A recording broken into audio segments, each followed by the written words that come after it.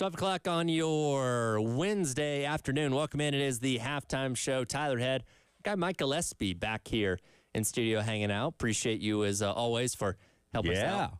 Kind of last minute. Absolutely, for sure. Told you Terry's got some family things going on. Certainly wishing the best for him, and we'll get him back at some point. But for this week, our guy Mike Yuva filled in yesterday, and got Dimitri Vanos on Monday. So it's been a cast of characters that have come through on the halftime show this week. Good stuff, man. Yeah, I love it. Anytime, man. I'm still sitting at home doing a bunch of yard pruning. That's pretty much my full-time job right now. Now, you did tell me you did something particularly fun yesterday. I did. Went to go see the Doobie Brothers last night. How was that? It was good. We left a little early. They had about an hour lightning delay. Okay. But Steve Winwood was opening for them in Charlotte. Oh, dude, this is a great time. Was it at Bank of America? No, PNC. Okay. Yeah. So PNC Music Pavilion, and I'm actually somehow related to the Doobie Brothers bassist.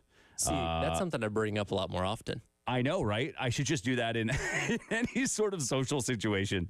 Why that's not in your Twitter bio, I don't know. I'm somehow related. I don't know how. Honestly, my dad is he knows, but he's very good friends with the bassist brother. So a couple years ago when the Doobies were opening for Santana, we got like backstage passes, and it was cool. It was a good time. Last night, not so fortunate.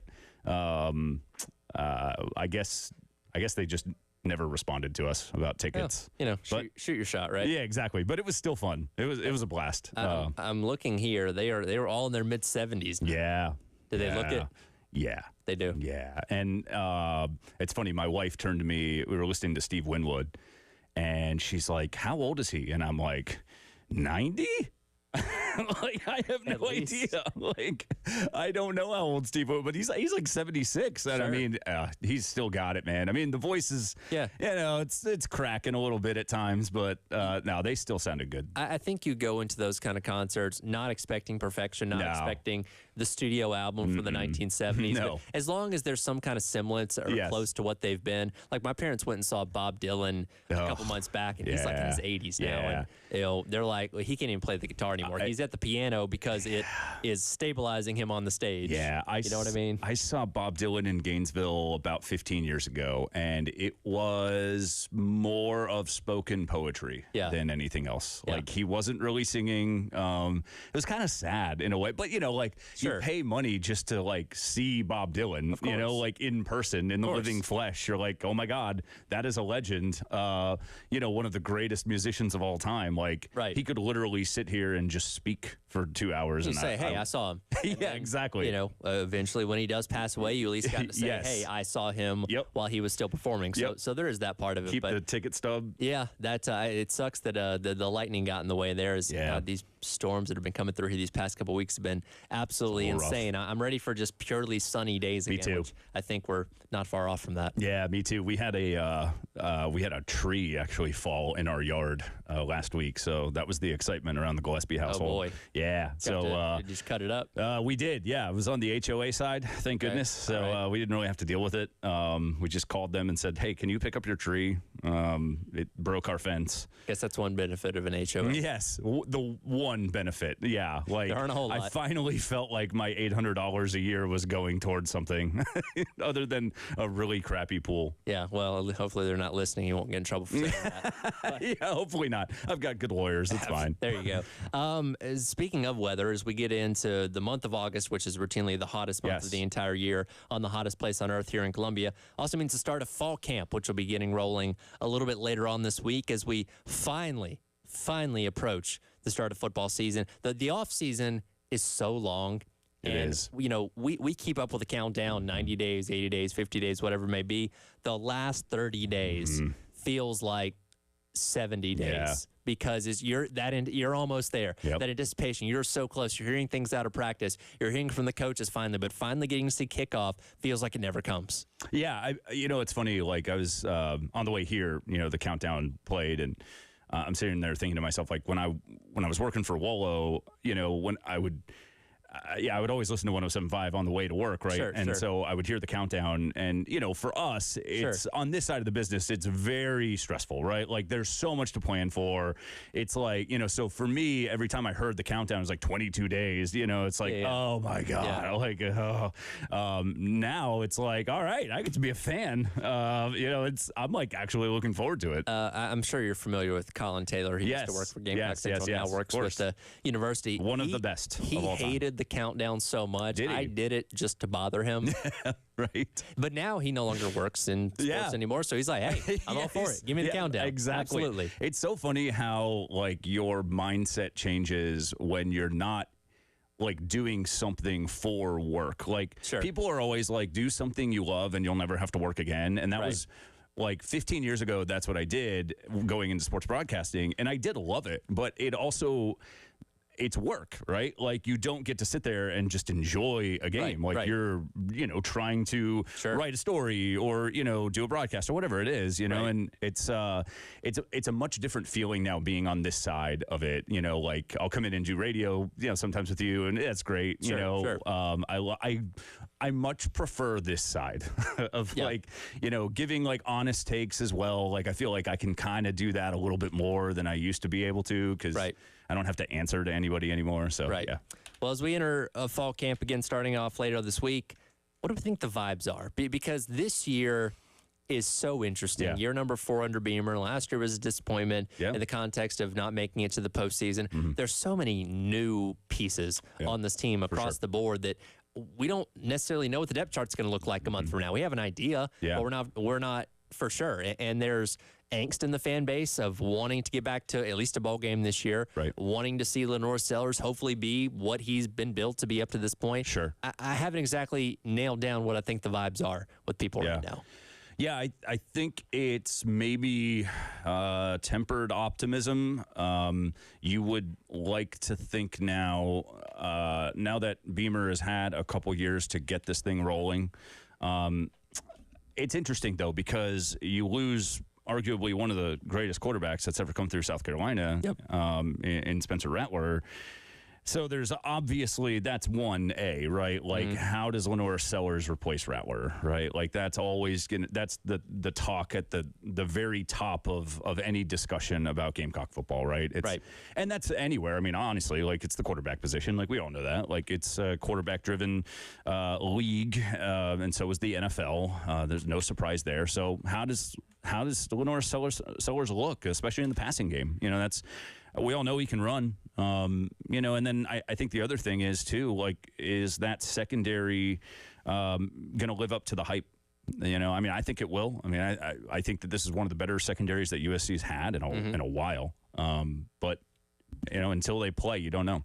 And the secondary is interesting from the standpoint of it didn't really change a whole lot in this offseason. Look, the defense as a whole, when you look at the numbers last year, wasn't a whole lot to write home about. Got better in the month of November. The competition wasn't as tough as some of the earlier months, but they took some steps forward. But when you look at what they did this offseason, the only thing they really added out of the portal was Jared Kilgore, Jelon Kilgore's brother, but it's really mainly status quo. You got O'Donnell Fortune holding down one of the quarter spots. We got to see who's going to occupy the other one. You've got Spalding, you've got Nicky Mori, you've got the DQ Smith, Jelon Kilgore, all coming back at those various safety roles. Your hope with that group is that the offseason of development is going to make those guys better than they were a season ago. Yeah, 100%. And I mean, what we saw from Nick Emenwari, just over the first 2 years of ball. I mean, he has been phenomenal. I watched him play, when I was covering high school sports, watched him play at Irmo. And,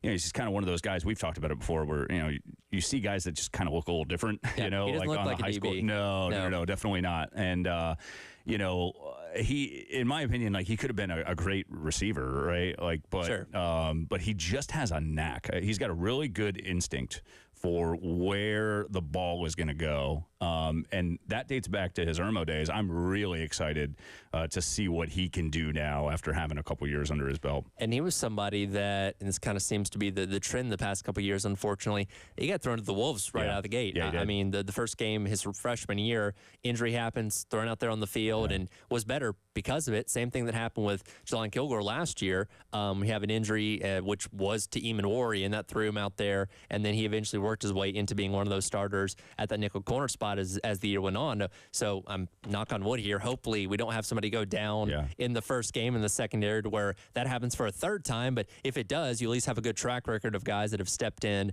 been able to fill that role, and gotten more experience doing that, which makes you more excited about what they can be in their second year. Yeah, 100%. And I mean, you look at the schedule too for USC, right? And you kind of say, all right, well, this kind of stacks up. It might stack up pretty well, because you're going up against guys that will throw the ball this year, right? Like, and so if the strength of that Carolina defense is obviously in the secondary, then you might walk away with some wins that maybe you weren't projected to walk away with just because of how deep and talented and how much experience that secondary does have at this point. But well, that's one thing we know about playing in the SEC. If you do not have a good defense, especially when it comes to slowing down the pass, 100%. You're not going to be very successful. They're going to go up against some very good offenses, Ole Miss, Alabama, and we'll see what Clemson's going to be at season's end.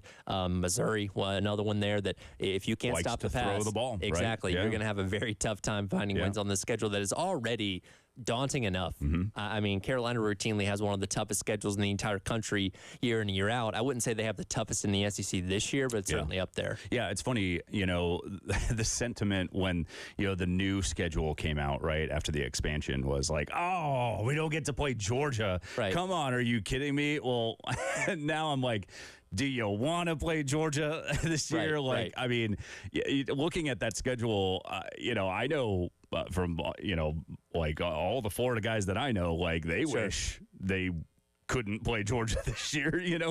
Their schedule was so difficult that it's like, yeah, we could do without having to play the Dogs this year, maybe take a year off. Well, and that actually makes South Carolina's September the easiest it's been in Beamer's tenure, because the past 3 years you've had Georgia in there, and Carolina is 1-6 in SEC play in September under Beamer, because that was one of your games every single year, that one win being Mississippi State last year. So now Kentucky and LSU, not easy games by any means, but I think you would take both those games over playing Georgia again this year. That is crazy to me. That is a crazy stat that Beamer is 1-6 in September, and yet in the 3 years that he's been here, he's made 2 bowl games. I know. I mean, I know. Look, I love Shane, right? I'm not going to hide it. I really love him. I think he's a great head coach. He's a great man. I think that just speaks to how the adjustments that can be made along the way, and that's what great head coaches are able to do. But that's insane. I did not know that until literally 15 seconds ago. And he reiterated the point last week at Birdies with Beamer that we got to get off to a better start, because October is a bear. November's not easy either. You got to find at least 2 to 3 wins in that month of September to put yourself on a good track for getting through the rest of the regular season. We'll continue on. We'll actually look around the SEC a little bit, starting off with Alabama. A lot of eyes on what's happening in Tuscaloosa with Kalen DeBoer taking over for the GOAT, Nick Saban, this upcoming season. We'll dive into that coming up. It is the halftime show. He's Michael Espy. I'm Tyler Head on your Wednesday on The Game.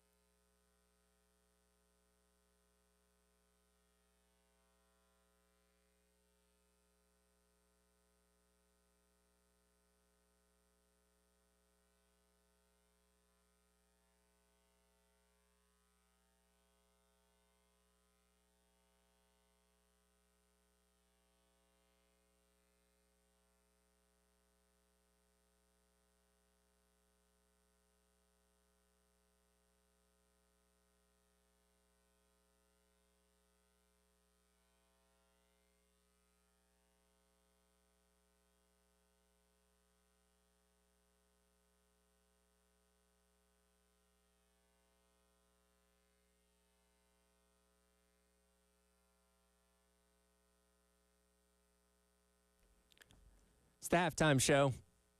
Tyler Head, Michael Espy, along with you on your Wednesday here on The Game. Reminder, Ultimate Season Ticket Giveaway, it is back. Go online to 1075game.com. Register for your chance to win tickets to see every home football, baseball, men's and women's basketball game for the upcoming 2024-2025 sports calendar, all brought to you by your friends over at the Men's Clinic. Just like last year, we're going to take 3 finalists. We're going to bring you out to our summer golf tournament at West Columbia at the end of the month, and they're going to announce the overall winner there. Again, go online to 1075game.com for your chance to register. A lot of storylines persisting across the SEC this year, perhaps none bigger than Kalen DeBoer stepping into the shoes of Nick Saban in Tuscaloosa, handed the keys to the Ferrari. Can he keep from crashing it into a tree? You never want to be the guy following the guy, right? I mean, and I think about this, both at South Carolina and Florida, the 2 schools that I've covered a lot in my time. And, replacing Urban Meyer right at Florida with Will Muschamp, that was a tall task to begin with, right? For Muschamp, right. And it didn't work out, right? Muschamp having to replace Steve Spurrier, right? Like there is after that bar is set, right? You can't lower that bar for a long time. And I think Florida has a little bit. I think they've kind of come back to reality just a tad. But it takes a while. It takes a while. I mean, Urban left in 2010, 2011, 2010, whatever it was. 2011? 2010, yep. Yeah, so that's 14 years, right? I mean, and South Carolina, I think now, not as obviously a historically successful program as, LSU or Florida, whatever, but still had that expectation after Spurrier, right? Sure. Like, hey, we can do this here. It was done. And so, I say all of that because you're walking in already. You're not Nick Saban. The other challenge is every time you look at the tunnel, his name is going to be there. It's literally going to be on the field now. There's a lot of pressure, man. But I think Kalen DeBoer is probably one of the best offensive minds in college football right now. It seemed like the move to make. A lot of people who didn't like the move were saying that he can't recruit in the Southeast because he's never really coached in the Southeast. Well, obviously he's proving them wrong. It's going well so far. The brand holds more weight. It just kind of proves that the brand holds more weight maybe than the coach, especially in today's world with NIL. There are a lot of questions though, man, because you're going from obviously a defensive-minded head coach to offense. So how does that look? How does Jalen Milroe progress? That's obviously a huge question mark. And then how does Devontae Smith progress? Not the wide receiver, the Husky position, by the way. They used to call it the star position, that nickel corner under Nick Saban. I think on the defensive side of the ball, Devontae Smith is probably their best player, I think. But how does he progress there too? Andy Staples of On3 was on the Fine Mom Show yesterday talking about the DeBoer situation, and he made some comparisons to what DeBoer is stepping into, taking over from Nick Saban. Here's what he had to say. No, because I'm trying to remember when really good coaches left. Now, I guess when Urban Meyer stepped down at Ohio State, Ryan Day kept things rolling along pretty well. Like that 2019 Ohio State team was really good. Probably Ryan Day's best Ohio State team. They ended up losing to Clemson in the Fiesta Bowl in the playoff. But that's probably the only other one where it felt that seamless, because usually when it's that guy, it's just so hard. I mean, I remember when Steve Spurrier stepped down in Gainesville and Ron Zook took over, basically the thought was, oh, this guy's never going to make it. He's never going to be. And he was kind of behind the 8 ball from the beginning.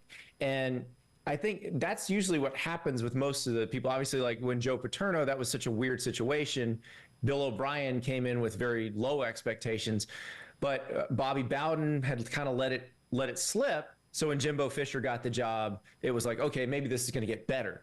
It's rare that you see somebody that good go out on top and then the person replacing them just rolls right. I get maybe Bob Stoops to Lincoln Riley. That would be another one. But again, that wasn't from the staff. Like Ryan Day and Lincoln Riley were on the staff previously. Kalen DeBoer came from clear across the country and had to put together a staff. And that's what's so weird about how seamless it's been, at least from the outside.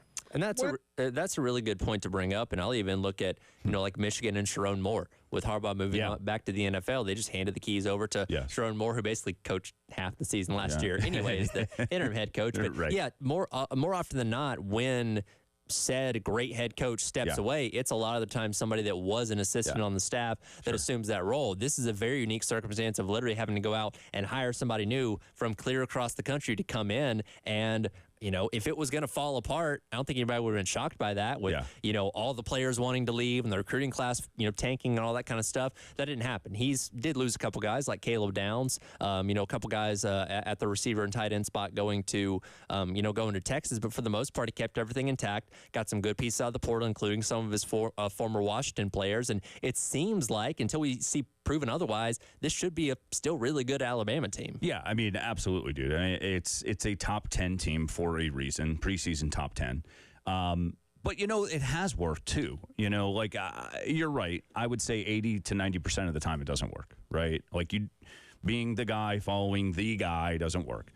But, Andy Staples mentioned Oklahoma. Oklahoma, in my opinion, I would challenge anybody to tell me who has a better track record of hiring head football coaches than the Oklahoma Sooners. Right. It just has worked for them.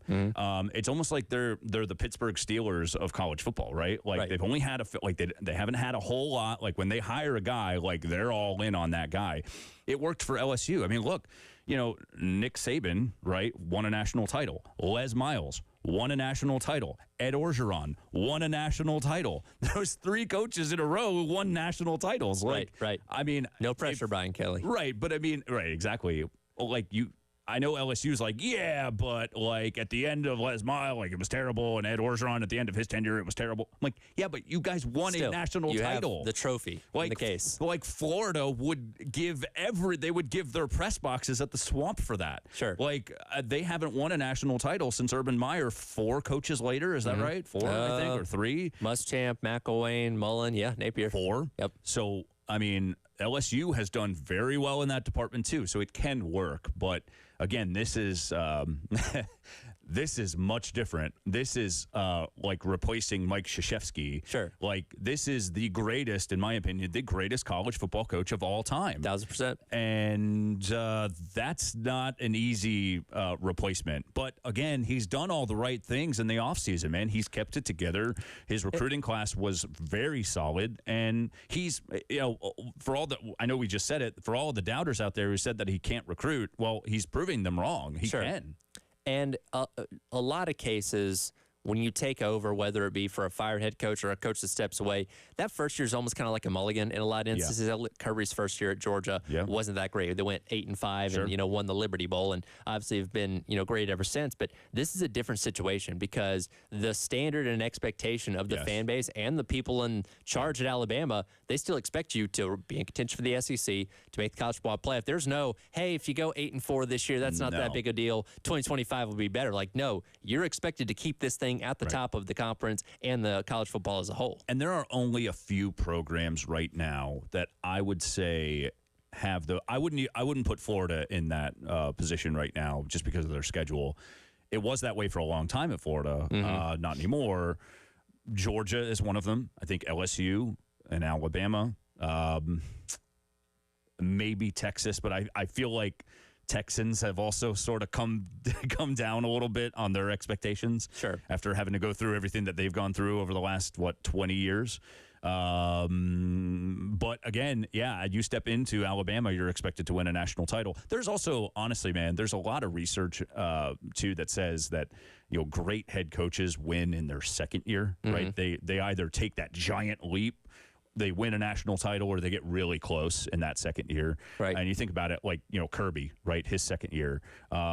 Urban, his second year, he winds up winning. I think, was it Saban maybe in his second year too, or maybe it was Les Miles, I can't remember, at LSU. But there just seems to be this step that those programs take from year 1 to year 2. So I would implore Alabama fans, be a little patient. Sure. Because we've seen, historically that for great head coaches, it normally takes at least 12 months, right? I know this is a little bit different because you're walking into a gold mine, but you know, I think a 9 to 10 win season is perfectly fine for a new regime. Alabama fans should be patient. I don't know if they can be patient. I don't That's think a little they bit can. of a different distinction. You mentioned Florida a couple times there. Billy Napier had some interesting things to say yesterday when talking to the media at the start of Florida's fall camp. We'll get into some of those coming up next. It is the halftime show. He is Michael Espy. I'm Tyler Head on your Wednesday on the game.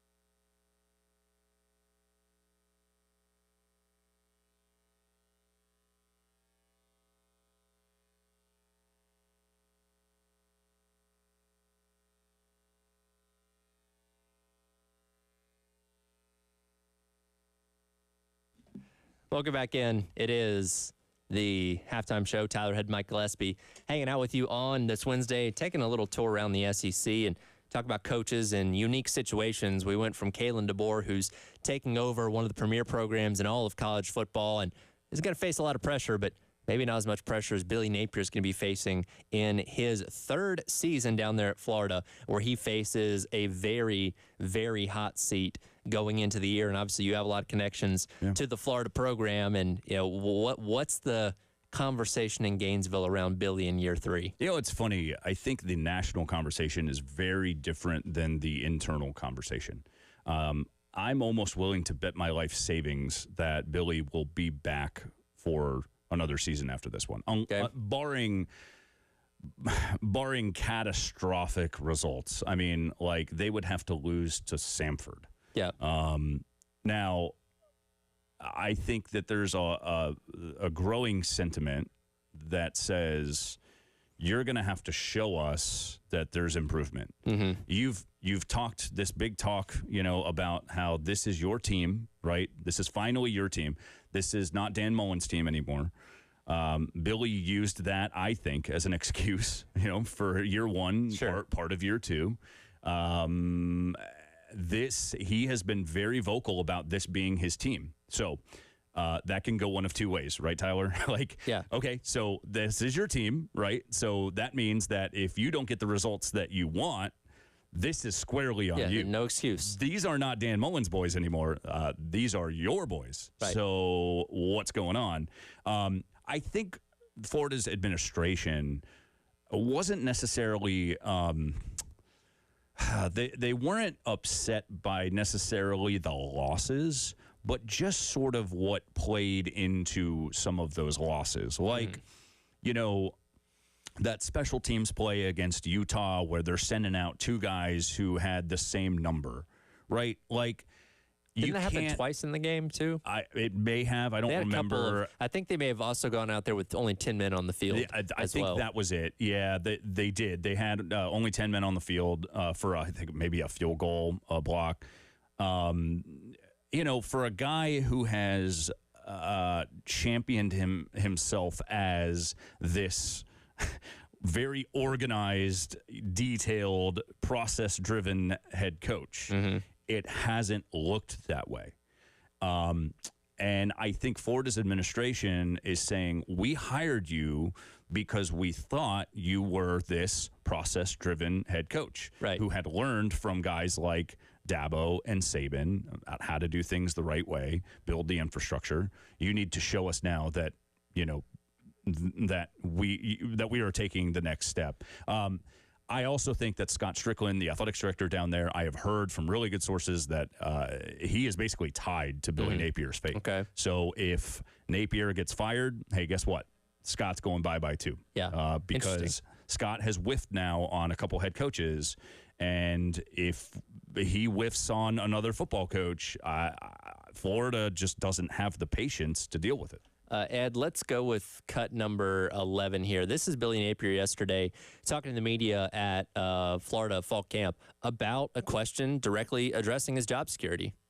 I mean, I think every year you got a set of problems, you know, whether you lack momentum or you have momentum, whether you've had a great offseason and you've coming off of a fantastic year, or maybe you struggled and didn't quite perform the way you'd like. You got to view each team as its own entity and kind of try to be objective about how you make decisions.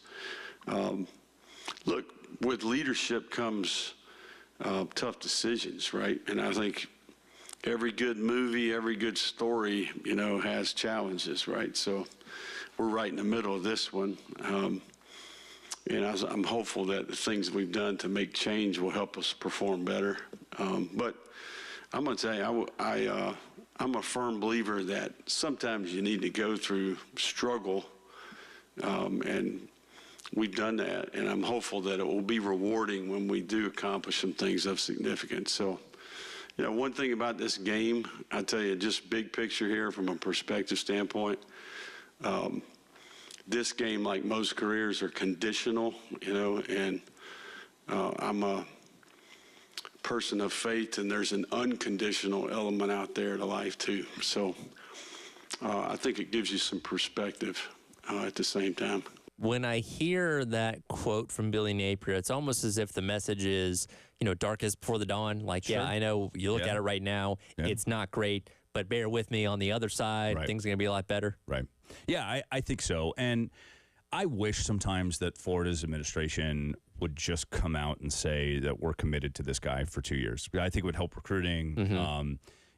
I think it would certainly help the culture. Because these guys hear it, right? Sure.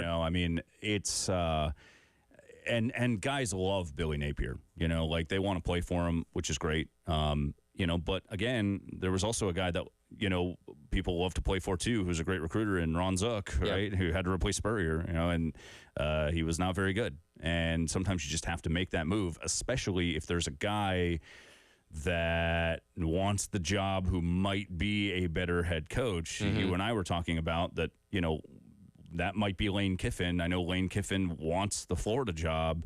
I don't know if Scott Strickland would like to give it to him. Apparently he doesn't. I don't really know why, but sure. But anyway, I say that if you don't have a sort of a great head coach that's willing to take that job, you got to give your guy at least 2 years for recruiting purposes. You have to remember this, too. DJ Lagway is their freshman quarterback behind Graham Mertz. And this is a crazy stat, but he is the highest-rated quarterback recruit in Florida football history. And you think about all of that is actually pretty crazy. Right. All of the recruits that have come through Florida, Tim Tebow, Cam Newton, Anthony Richardson, Rex Grossman, Chris Leak, guys who were really good quarterbacks. Sure. And DJ Lagway is the highest-rated quarterback recruit in Florida football history. So he came to Florida because of Billy Napier. So you have to understand, too, if you're in Florida's administration, that if you let go of Napier, you're probably losing your prized quarterback. Sure. And that's, in this era, right, in the transfer portal, you can find a good quarterback. You can. But this guy apparently is he's like Cam Newton. And anytime you do fire a coach, especially in the portal era now, where guys within the context of their coach, being let go, have the ability to move on and can play anywhere immediately. That's not a factor anymore. So when you fire a coach now, you're effectively realizing you're going to gut the program. Right. And it could be several more years until you find a foundation underneath you with whoever that new guy's going to be. So I can see from that standpoint of saying, okay, if we did fire Billy Napier, then we're not talking about success for at least another 3 to maybe 4 years with whoever the new guy's going to be. So it's not great right now, but if we stick through this, maybe that great season, it might not be in 24, maybe it's in 25, and then we're on track in year number 4 and however many years after that the Billy Napier's here. Yeah, it's really interesting. You can't have I think Jeremy Foley, Florida's old athletics director, found this out really quickly in this sort of new age. Of course, he retired before a lot of this stuff started being implemented, but college athletics has changed so much, right? And you can't just Florida fans need to understand this too. Every fan base needs to change this. If you make a move, you are setting your program back at least 2 years. Right. We were talking about off air about this. Just a little insight to Florida. Florida's administration has always liked to fire head coaches in an odd year, right? So that the first year for a head coach would be, an even year. So that they always fire coaches in an even year.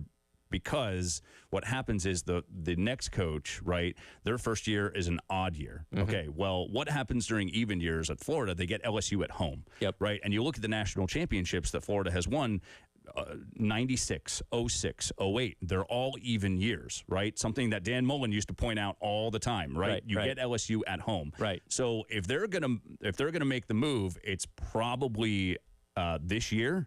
If under the old administration, but I think, all that being said, I think Scott Strickland gives Billy Napier 2 years to figure this out, barring some sort of catastrophe. And that includes, that includes losing all 3 of those in-state games, Miami, Florida State, and UCF. and they're starting off with Miami right off the jump. Home. So really don't even get a chance to ease into it. Numbers definitely don't lie. That's some interesting things I never really thought of when it comes to Florida and the significance of what happens on what years down there in Gainesville. We'll come back. We'll wrap up hour number one in our Firehouse Subs text of the hour 803-404-6100 halftime show. Michael Espy and Tyler Head on your Wednesday on the Game.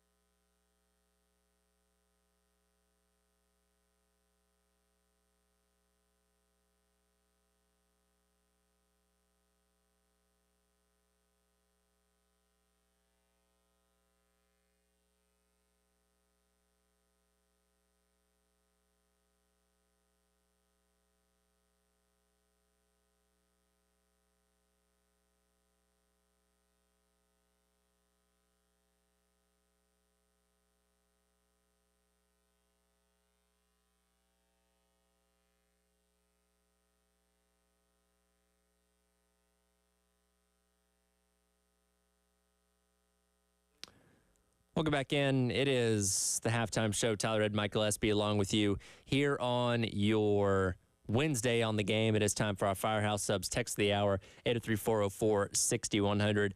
We spent a lot of the last hour with the Gamecock Central guys talking about our poll today, which is a part of the greatest Gamecock moment since the year 2000, sponsored by our friends at Columbia Craft at 520 Green Street down in the Vista. Yeah. I got Alan that weighed in here and said, greatest performance of any South Carolina quarterback ever, Stephen Garcia versus Alabama. That is one of the options today, along with women's basketball's national title this year against Iowa, the Clowney hit versus Michigan in the Outback Bowl, and then Cardoso's three-pointer to save the perfect season against Tennessee in the SEC tournament. SEC championship, or the SEC semifinals, Semifinals to that, which again, they still could have won the national championship, but it wouldn't have been a perfect season. It wouldn't have been a perfect season, right? Wow. Yeah, I mean, I don't want to discount what Cardoso did, but I still think that they would have gone on to win the national title. I honestly think just expectation-wise, I think that South Carolina win over Alabama really put South Carolina on the map. Yeah, I mean, it's one of the... Yeah. I know recency bias would tell you like Tennessee game, but that still might be the biggest win in program history. Yeah, for sure. I mean, just because... there wasn't much success at South Carolina before that. And I think that was the year that it finally started to click, right, under Spurrier. And, I think that was the game that sort of changed that Spurrier era at USC for sure. And just the way they did it too. I mean, they came out just swinging. And it's one thing, like I said, if you just upset a random team, like, when Muschamp's team beat Georgia back in 2019. It's like, well, that didn't really lead to anything because he was out. Yes, then a year later, 2019 was a bad season. 2020 was a rough season. But from Spurrier, they won the East that year. I know they lost to Kentucky the week after that, but they put together those multiple great seasons in that stretch, and that was kind of the spark point for that for a lot of people. Yeah, no, 100%. And it was the proof that I think the outside world needed that, South Carolina is real under Steve Spurrier. And like I said, it was the way they did it, too. I mean, it wasn't like they won by a field goal. I mean, Spurrier was like, we're coming out and we're going to throw the football to Alshon Jeffrey and make you beat us trying to cover him, right? Like that's the game plan. We're going to throw it up to him and he's going to do the work for us. And I mean, it was classic Spurrier, man. Like didn't care what the opponent was, like just this is the game is about us and what we do. You know, it's not about the opponent. We don't care. Like, we're just going to do our thing. And it made a lot of people take notice. And look, Spurrier coming to South Carolina brought a lot of intrigue because he had already won the national championship, in his time at Florida. But, after a couple of years, they were just okay. And I think a lot of people said, well, that success, it's probably in his rearview mirror. But beating Alabama, bankrolling that into going to the Georgia Dome for the SEC championship game, people took notice of South Carolina, and they legitimately became one of the better programs in the SEC over those next handful of years before, it started to kind of fall off at the end of the Spurrier era. It is amazing to me that Steve Spurrier only has one national title to his name. It's crazy. He is going to go down as one of obviously the greatest, college football coaches ever. And, just the amount of wins and the amount of, SEC titles and division titles and, the list goes on. And, the swag and the cockiness and just a different breed.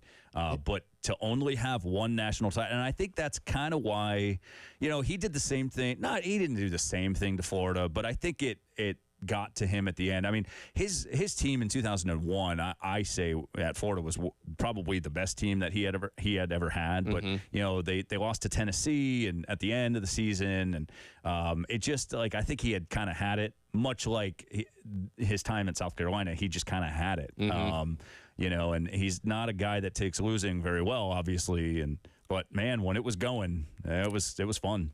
I don't really get starstruck in this business because we're around so many athletes and coaches and stuff like that. When I realized I was standing next to Steve Spurrier in the press box last year, that was probably the most recent time that I was like, oh my God, that's Steve Spurrier. You know what I mean? Like, it was one of those moments that I hadn't had in a really long time. And, he was talking to somebody, I forget who it was, but I didn't bother him or take a picture with him or anything like that, but just kind of like gawking, like, oh my God, that is one of the greatest college football coaches of all time standing next to me. Yeah, no, 100%. There are only a few. Saban was one of them. The first time I saw Nick Saban, I was like, oh. You're probably like shorter in person, right? Yeah, much shorter and much tanner as well. Really? Like very tan. Well, he spends a lot of time in the lake. Yeah. But yeah, Spurrier is one of those two. A very different. It's funny, like when you sit with him one-on-one, he's very different than he is in the press conference. It's like Lane Kiffin we were talking about this too a little while ago. Sure. It's like Lane Kiffin on Twitter as opposed to like Lane Kiffin in person, like very different people. Absolutely. 1 hour in the books, 2 more hours to go. It is the halftime show. He is Mike Gillespie. I'm Tyler Head with you on your Wednesday. Tomorrow is August 1st. Also means the return of football to television, NFL Hall of Fame game. We'll dive into that coming up. It is the halftime show here on the game.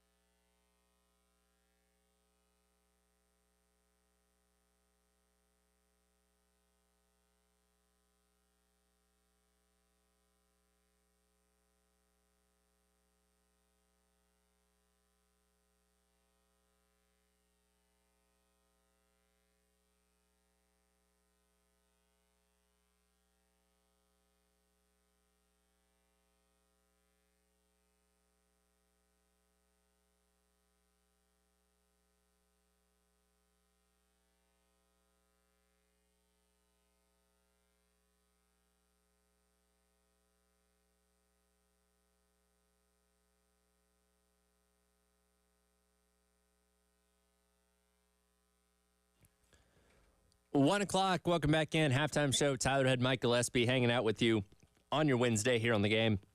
It is time for football, and more football in the 1 o'clock hour, brought to you by our friends over at Atlantic Windows and Doors. And speaking of football, we are, doing my math here, 31 hours away. I think I did that right. From football being back on our TV That's tomorrow right. night. Yeah. 8 o'clock, Hall of Fame game, Bears and Texans on ESPN. Now, I don't know if this is because the Olympics are exclusively on NBC and they don't just have room for it in their broadcast schedule and they kicked it over to ESPN, or if ESPN now has acquired the rights to this game.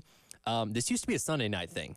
They used to play this on a Sunday night, like the last Sunday in July, which would have been this past weekend. And then like a week and a half later, you actually start real NFL preseason. Now, and I think they did this last year as well, now you actually get it on Thursday night instead. Yeah, and it is because of the Olympics, which is kind of interesting that they're choosing the Olympics over the NFL. I guess, I don't know. I mean, it's interesting because the NFL is such a huge partner for NBC. Sure. You would think like they could carve out a 3-hour window somewhere, right. Maybe on CNBC. Well, especially because it's... At that point, it's all on tape delay anyway, the Olympics. Like, nothing is live. Right. Well, and especially because they do, like, the prime time in Paris at night from, like, 7 to 11 or whatever. And it's all the stuff you would have missed during the day being reshown, essentially. But I mean, you could show that on Peacock, which is still the most ridiculous name for any sort of network, or CNBC or, whatever it is, MSNBC, like, they have room to USA, they can move these to different channels. But yeah, ABC's got it. And they used to have this game actually from 1971 to 2005. ABC did. And then it moved, I believe, to NBC. And but yeah, first time since I believe 2005 that they've got it. And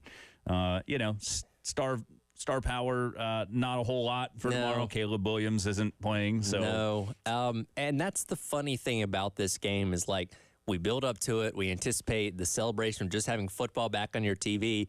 And for most of us, I mean, the game will kick it because they do, like, the Hall of Fame introductions and all that kind of stuff and recognize everybody on the field. So the game will kick at 8:15, 8:20. And most people by, like, 8:40, you're like, yeah, I'm good. I'm going to go back to watching the Olympics or something else because you got the ceremony out of the way of seeing football back, but you're not really interested in watching the third stringers that are probably going to get cut anyway. No, and again, this is an extra preseason game for these teams, right? So none of these teams, want to risk it. So Caleb Williams, the rookie quarterback, right, from USC, who knows if the Bears will even play him in the second preseason game? They're being kind of mum about that. So, you're not going to see any stars tomorrow night. The NFL preseason is so interesting because, like, it's useful, but it's unuseful at the same time. And they've scaled back from 4 games to 3 with the expansion of the regular season going to 17 games. But, do you need 3 games to figure out what your roster is going to be? Can you figure that out in one game? Yeah. I know we're on the cusp of going to a potential 18th game here in a couple years anyway, because that's definitely going to happen when the NFL can make it happen. So then you're going back to 2. It's like, why not just go with 1? It's interesting because there's a lot involved that, obviously people don't understand. But, these preseason games also allow for, local networks to produce their own football broadcasts, right? And I think it's a good moneymaker for those networks, and it allows people to make money too. So I think the NFL is very conscious of that. It also gets people sort of primed for real football, right? Like, the anticipation builds. The NFL wants all eyeballs, on their league week 1.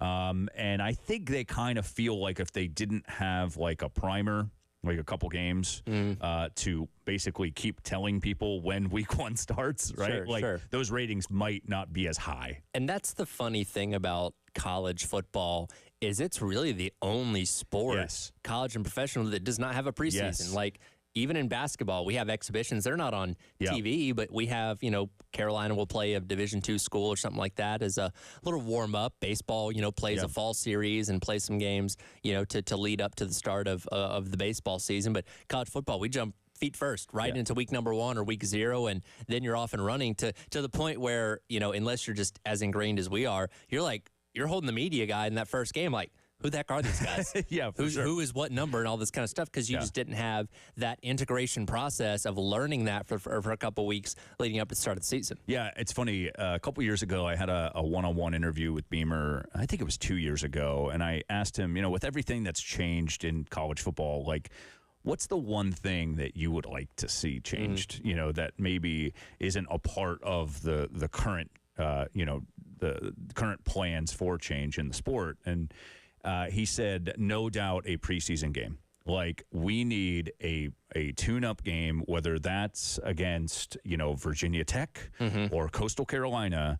We need to play a preseason game, either that takes the place of the spring game or sometime maybe in August, like a joint practice thing, and then do a scrimmage or, or not a scrimmage, but a preseason game. Right. And it's very interesting to me that I feel like that sentiment is starting to grow a little bit with the coaches specifically and administrators. But I would love to see that, where we do get a preseason game, sometime in August. I think that's the perfect time to do it. Sometime in the middle of August. I mean, I don't know if coaches would love that because, you're putting that right smack dab in the middle of fall camp. But, I do think it would be helpful. Right. Yeah, absolutely. And we've talked about this quite a bit in relation to that spring game question, because the spring game, I feel like, it's kind of run its course. Yeah. Well, we know you're not going to do anything too inventive. No, you're trying not to get anybody hurt. And I feel like, especially from the opportunity to make some money off the game, which maybe that goes to a local charity or something like that. But yeah, if you bring in, even if it is a Wofford or something like that, I think there's a different level of interest in watching a spring game. Absolutely. As opposed to, hey, it's a scrimmage, and yeah, all right, I get to see Sellers for a couple drives, but by the time we get into the fourth quarter, it's going to be guys that are walk-ons that I'm not really going to care about, as opposed to, yeah, you're still going to try and cycle everybody in, but you're at least seeing them up against an opponent that's not themselves to at least give you some kind of different look, which I think the coaches would benefit a lot from getting to see. Like, hey, we've been going up against each other in practice for a month now. Let's get a different look from somebody else. Yeah, or even like, say you brought, Louisville down or something. Like, you could even do some sort of revenue split where, 25% goes to Louisville's NIL, 25% goes to the Garnet Trust, from just ticket sales, and then the other 50% goes back into the athletics budget. I would love to see something like that. That'd be amazing. Because then you're satisfying, both parties. You're satisfying the, the athletics budget and then the NIL equation too. And you're bringing something cool for the fans to see. I think, because spring games they're decently attended. You might get 60-ish% full at a place like Williams-Brice Stadium on a good weekend. Don't get me started. And every place fabricates their numbers, right? Like there is never an honest number figure for a spring game. No. There's nobody there keeping a head count. There's no tickets usually, so like you don't have a tangible way to count. They just kind of eyeball it and like, that's probably like 50,000 people. It's not, but they'll go out there and say it. Tyler, one of the stupidest arguments I've ever had on Twitter was 2 years ago. And this is part of the reason why I don't want to jump back into this ridiculous business. I was literally going back and forth with some fan, actually a couple USC fans who were mad about the spring game attendance numbers that were published, by the way, by USC Athletics. So it came from the athletics department, right? It came from Steve Fink and his team, and they did their best to calculate how many people were there. Well, people were upset, by like, that's way too low of a number, blah, blah, blah, blah, blah. And I finally had to be like, I am arguing about a spring game attendance figure. I need to step away from Twitter for a while because this is insane. So you have to look yourself in the mirror and be like, is this worth it? Am I really doing this right now? Right. And then, like some people were like, well, it impacts recruiting. Like recruits, see this number and, I'm like, listen, if a recruit is basing his decision off of how many people attend the spring game, you probably don't want him in the first place because that's really dumb. Well, and the funny thing, and we're so football starved in our society in general anyway, but when spring games roll around in the month of April, the fan bases that argue with each other, oh yeah, they're like, oh, we had 10,000 more than you, which again, Right. it's a guess. It's not an exact number figure. And so, well, this shows our fan base is more passionate. No, it doesn't. You Yeah. know what I mean? Like, it was going to rain on Saturday night, so half the people decided they Right. didn't want to show up. You know Sure. what I mean? So Sure. it's so dumb, but it pops up every single year just because does. we want some kind of football conversation to have, even if it is arguing over arbitrary number figures of Yeah. people that attended. And graphics on social media are so powerful these days, right? Like, you know, it's so easy to consume information. Like, people do a great job. These, you know, social media influencers do a great job of, you know, taking some of these statistics and, you know, making it sort of digestible for the average person to see on social media. And, you know, but then that just sparks a, you know, like you're talking about, Tyler, just these ridiculous debates between fan bases. And you're like, guys, this is like, the real season kicks off at the end of August. Yes. Like, let's not forget what the most important thing is. Right. Like, But, and if spring games did become actual, you know, Yes. game as opposed to an inter-squad scrimmage, I think that actually be pretty well attended. Now, I don't think you're selling out the spring game necessarily, but there's something intriguing about, hey, I get to go watch an actual game. Yeah. I get to watch like my team compete. Now, you don't want to lose to a Wofford or, you know, Sanford or something like that, but you get the opportunity to see your team in legitimate competition, which I think would interest a lot of people. yeah. And I mean, look, it's no secret now that athletics departments want football teams to play as many FBS programs as possible, right? So, you know, gone are the days where, you know, all of your non-conference games are against Kentucky State, you know, like it's just, that's not a thing anymore. So you're not going to get as many guys in to these games during a regular season as you would have like 15 years ago because you're playing these FCS opponents. So I think that's even more of a reason why you bring in a Louisville or whatever, or a Virginia Tech or a Coastal Carolina for a preseason game to get these guys some in-game experience. Right. Speaking of college football in the NFL, should they have more similar rules? Dan Lanning had an interesting comment on this the other day on the Joe Klatt Show. We'll dive into that coming up. It is the halftime show. He's Michael Espy. I'm Tyler Head, along with you on your Wednesday on the game.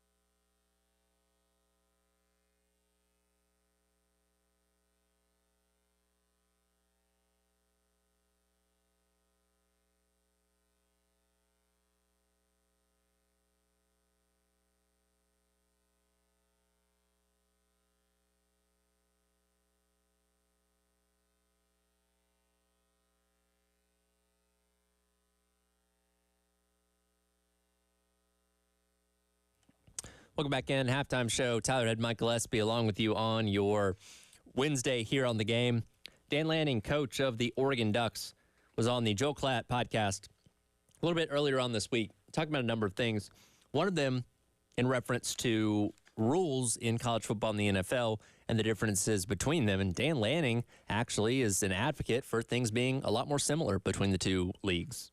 I would love if our rules reflected directly to the NFL rules, right? Just across the board. Yeah, timing-wise, I think it makes a lot of sense. It's the game that we're preparing, college players to go play after college ball. I think, right now the clock will stop after a first down and then run on the ready for play. I think with the amount of offensive coaches that there are in college football, I don't see that rule going anywhere because offensive coaches love the fact that the clock stops after first down, because now it's like an extra timeout almost if you're able to run up, hurry up offense. But the more we continue to transition our game to the same rules as the NFL, I think it would create some continuity. So don't even get you started on the lineman downfield, illegal downfield. It's something we've learned to deal with in the game, right? As long as it's called consistently, I think that's the one thing you'll see as you move conference to conference. Some things are called certain ways in some conferences that aren't called in the others. So the more we can be uniform in the way we call, from an officiating standpoint, I think the better the game gets. I mean, we should have a national body of officiating. Yeah. Well, number one, why are conferences responsible for their anyways, listen, as I say on the show all the time, I digress. So I don't know if Dan Lanning wasn't paying attention last year, but the clock no longer stops on first bound outside of the final 2 minutes. So he kind of got his wish there. And we're also He's an getting NFL guy. A 2-minute warning this year as well. So that's even more like the NFL. So he's getting what he wants, at least as far as the timing rules go. But it opens up an interesting conversation of, college football and the NFL have been so different for so long. And for a long time, for a while there, college football's the offenses were even vastly different than the NFL. That the NFL eventually adapted to as those guys got into the pros to where the style of football you see is very similar, but the rules have still historically been a lot different. But we're slowly bringing some of those NFL rules into college football now. Yeah, well, I mean, and the big one obviously last year was now when you get a first down, the clock doesn't stop, right? Like that's huge. So, obviously offensive numbers go down a lot because of that. Scoring dramatically decreases. I mean, you're cutting 12 to 15 plays out of a game, and that's a possession, 2 possessions sometimes. Well, and from a TV perspective too, right? It just got ridiculous. Like you had TV windows running into TV windows, running into TV, and and fortunately we have the technology now. ESPN does to deal with it. I mean, you basically have got ESPN Plus, ESPN3 now. So there are places where you can put these games. But when you start talking about a 4-hour and 15-minute football game, like that, to me, there's got to be something that the rules committee, does to basically eliminate those extra, 45 minutes or whatever it is. Because I don't think a college football game should be over 3.5 hours. I'm glad you brought this up because, I mean, college football games have been long for my entire life. It was so funny, tuning in to the noon game at ESPN on Saturday and seeing that they only had a 3-hour window and that there's another game getting ready to start at 3:10 or 3:15. I'm like, there's no way this game, unless it is just a monster blowout and one team is running the ball in the entire second half, there is no way this game's ending in 3 hours. And that's we're in that era where, now they just move it to ESPN3, right? Sure, or when we were, just put it on the app or whatever. Well, but when we were growing up, it's they moved it to ESPN News, and then you had to all of a sudden figure out what channel ESPN News was again. Have ESPN or if you didn't, right? You might miss the entire first quarter of the game that you wanted to see. And that's not fair. That's awful. So exactly. Yeah, that was a big one. Obviously, you and I were talking about this off air, but the spot fouls, I cannot stand that. So if you got a PI, pass interference, it's the spot of the foul, and so they move it to, it could be like a 60-yard bomb, because of that pass interference call. I hate that. It should just be a 15-yard penalty from the line of scrimmage. Well, and you'll see a lot of receivers these days in the NFL that if they know they're going to play on the ball, well, let me turn into this defender and see if I can get a pass interference where I may not catch the ball, but I still may gain my team 50 yards 100%. Because of the spot foul. And it's ridiculous. And I hate that so much. Well, and that's why over the last 10 years, you've started to see these lockdown corners and safeties get paid. I remember, I mean, Stephon Gilmore's contract was insane because he didn't commit too many penalties over his career. And so, you know, if you can sign a guy like that, you know that you're not going to give up those, you know, huge chunk plays with the penalties. And I don't necessarily subscribe to the belief that I think we just need to make all the NFL rules college football rules or vice versa. I do think we should take the best of each side, combine them, and then have that uniformity with each league playing by the same rules, but it's the best set of rules possible. You mentioned the defensive, you know, pass interference being a spot foul in the NFL and only 15 yards in college football. Give me the college football rule in the NFL. I think that would help things out tremendously there. On the flip side of things, I think college should adopt the down by contact rule. Yes. To where if you get tripped up by grass, that should not injure play. In the NFL, if you do not get touched while you're on the ground, you can keep on going. Right. College football should adopt that rule. Like, I think that would, not that it's going to change any game significantly, but it's dumb to me that you can fall on the ground and that's the end of your play. Yeah, I hate that. I absolutely hate that. It should be, you know, like if there's not a defender within 20 yards of you, you should be able to get up and run the football. Exactly. Like, I mean, it just doesn't make any sense. Like, you know, like we're basically saying that the ground and the grass is the 12th defender, and that makes zero sense to me. Especially with how questionable some of these turfs can be sometimes. Right. But yeah, man, I know we're getting there, and a big part of that was the timing aspect, and you know, the clock not stopping on first downs now. Thank goodness. You know, because there was, I would go so far to call it an epidemic where like these games were just so freaking long that you know, like.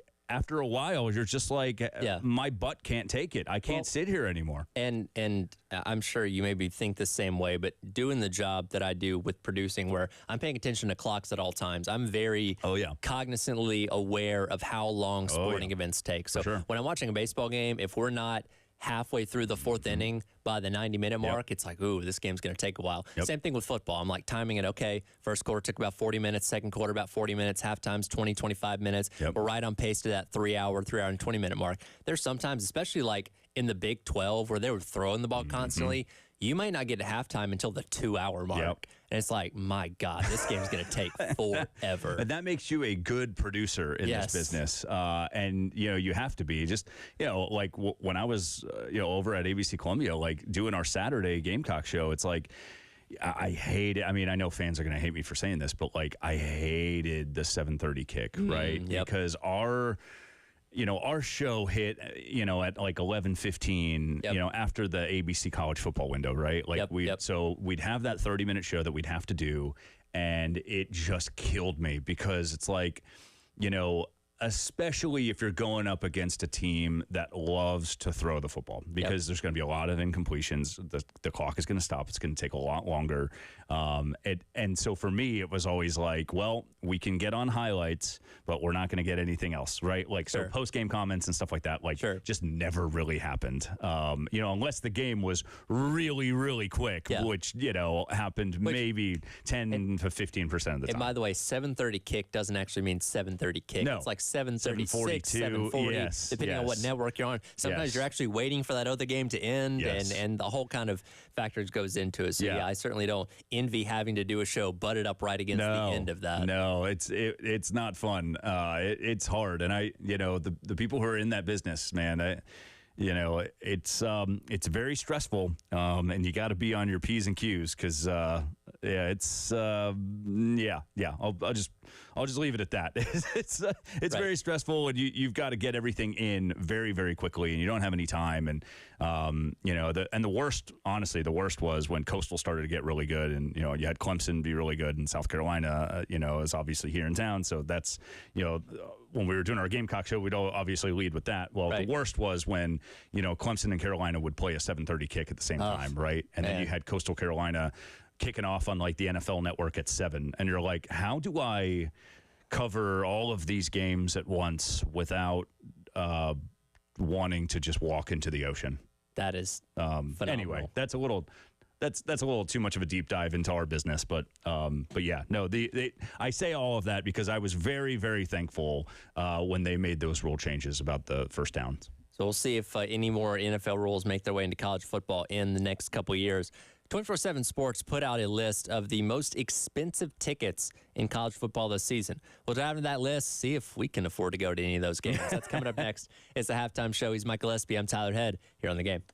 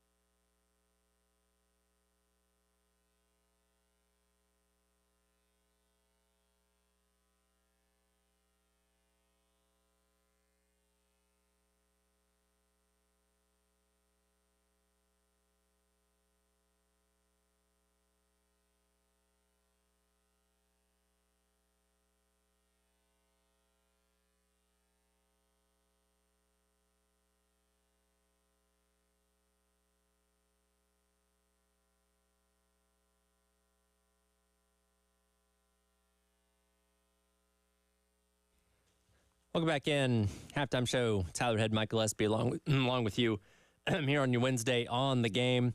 24/7 Sports has released its 20 most expensive college football tickets this season. I'm assuming this is the bare minimum price to get in the door, because for a lot of these games, you can pay a lot more to have even better seats to these venues. What is like the line, like of a one ticket that you would pay to? Really, it doesn't even have to be college football, to any sporting event. If I said, here's this event you've dreamed of your entire life, what's the most you'd pay for that? So I don't know if this counts, but we did the Kentucky Derby a couple years ago for my bachelor party. Okay. I know it's not a football game, very different. So, I mean, it's still a huge event, right? It's and we splurged. It was almost $600 a ticket. Okay. I will say it was all you can eat. It was all you can drink. And we did at one point. And it's all day. I mean, and it's all day. And people it's not just the race. Well, right. And people don't understand that, right? Like if you're not really like plugged into the horse racing world, like, or you're not a big sports fan, like you just think that you're paying like $600 for like 2 minutes. Sure. And like that's not it at all. Like you've got races on Friday and Saturday. Right. So and those tickets normally include both days. So, you're getting 2 days of the sporting event, and it's all day. I mean, races start in the morning and they go up until 8 o'clock at night or whatever it is. Right. That was cool. I would do that again in a heartbeat for a football game that I was really passionate about. Right now I'm unemployed, so I'm not spending $5 on anything. But when I was working, we went to LSU Florida a couple years ago, and we spent, I think it was $200 a ticket. I think it's $200. I'll go with that. $200 a piece. Right. Yeah.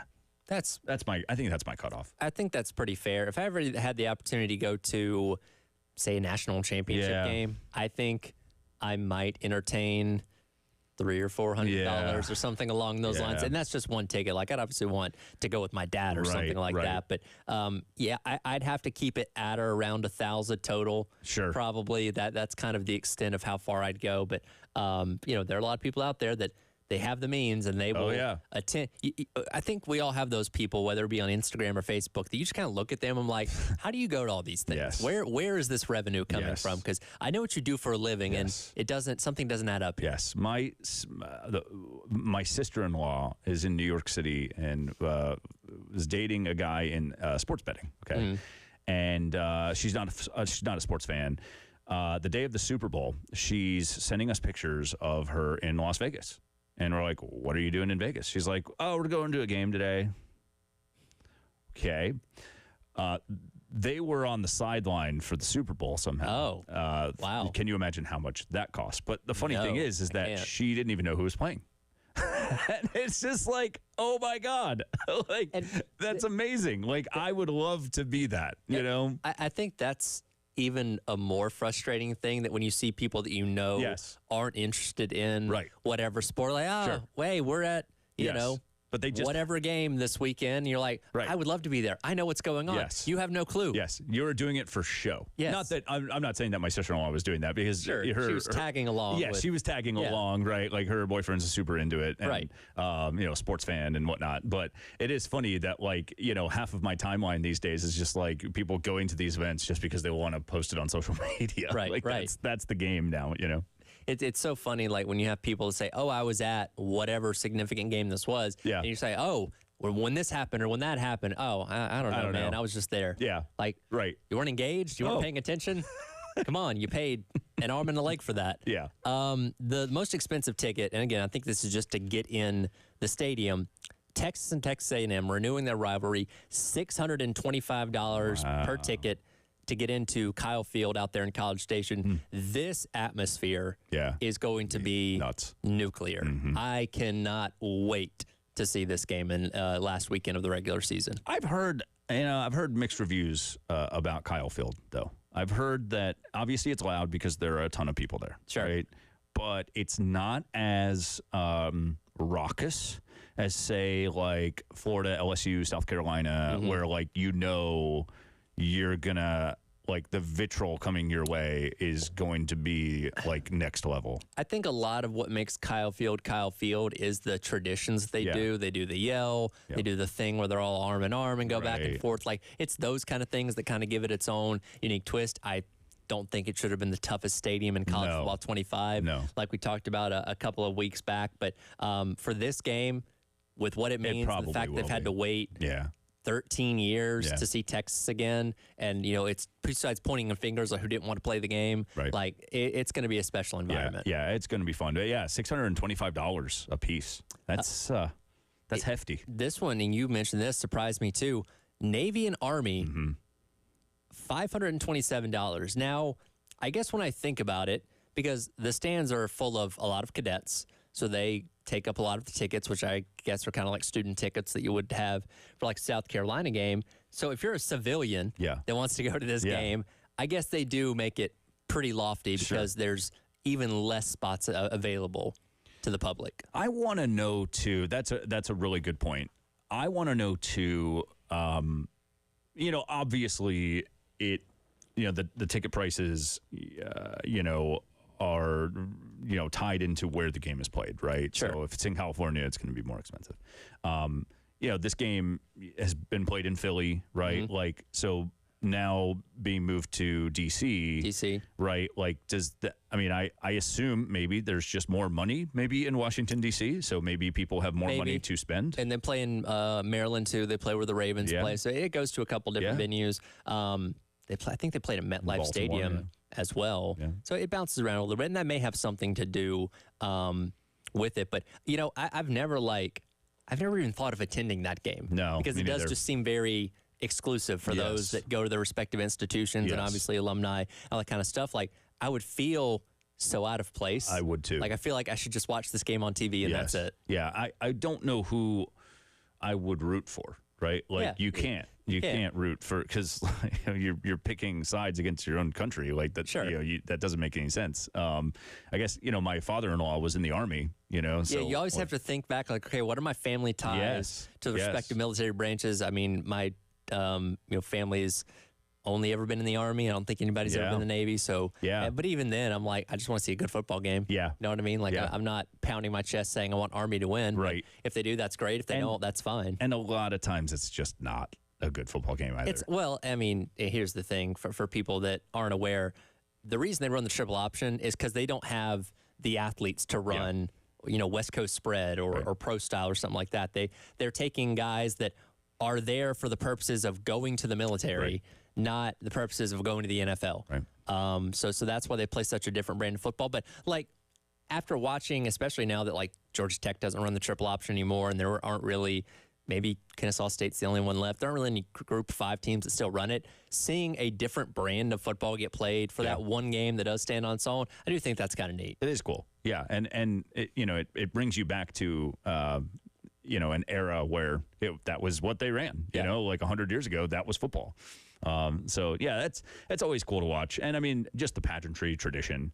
I'd like to go once maybe, but it's definitely not at the top of my list. Like, I wouldn't like, if you gave me a list and you said rank these, I would not have ranked that number 2. Right. We'll come back. We'll hit our Firehouse Subs text of the hour to wrap up hour number 2. Tyler Head, Mike Gillespie, along with you on the halftime show here on The Game.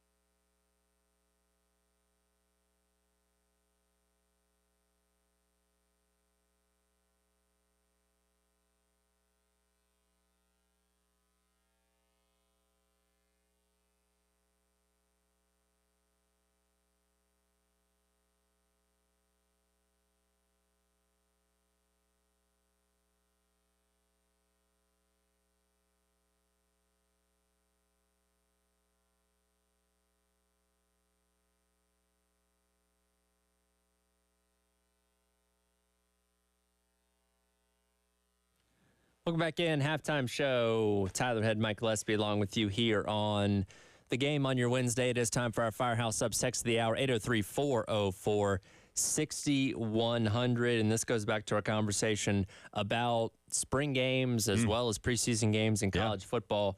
He weighs in and says, so you think fan bases would be okay with, like your scenario, Louisville coming to South Carolina? What about the other way around, South Carolina going to Louisville? Our fans with an away game to start a preseason or a spring game.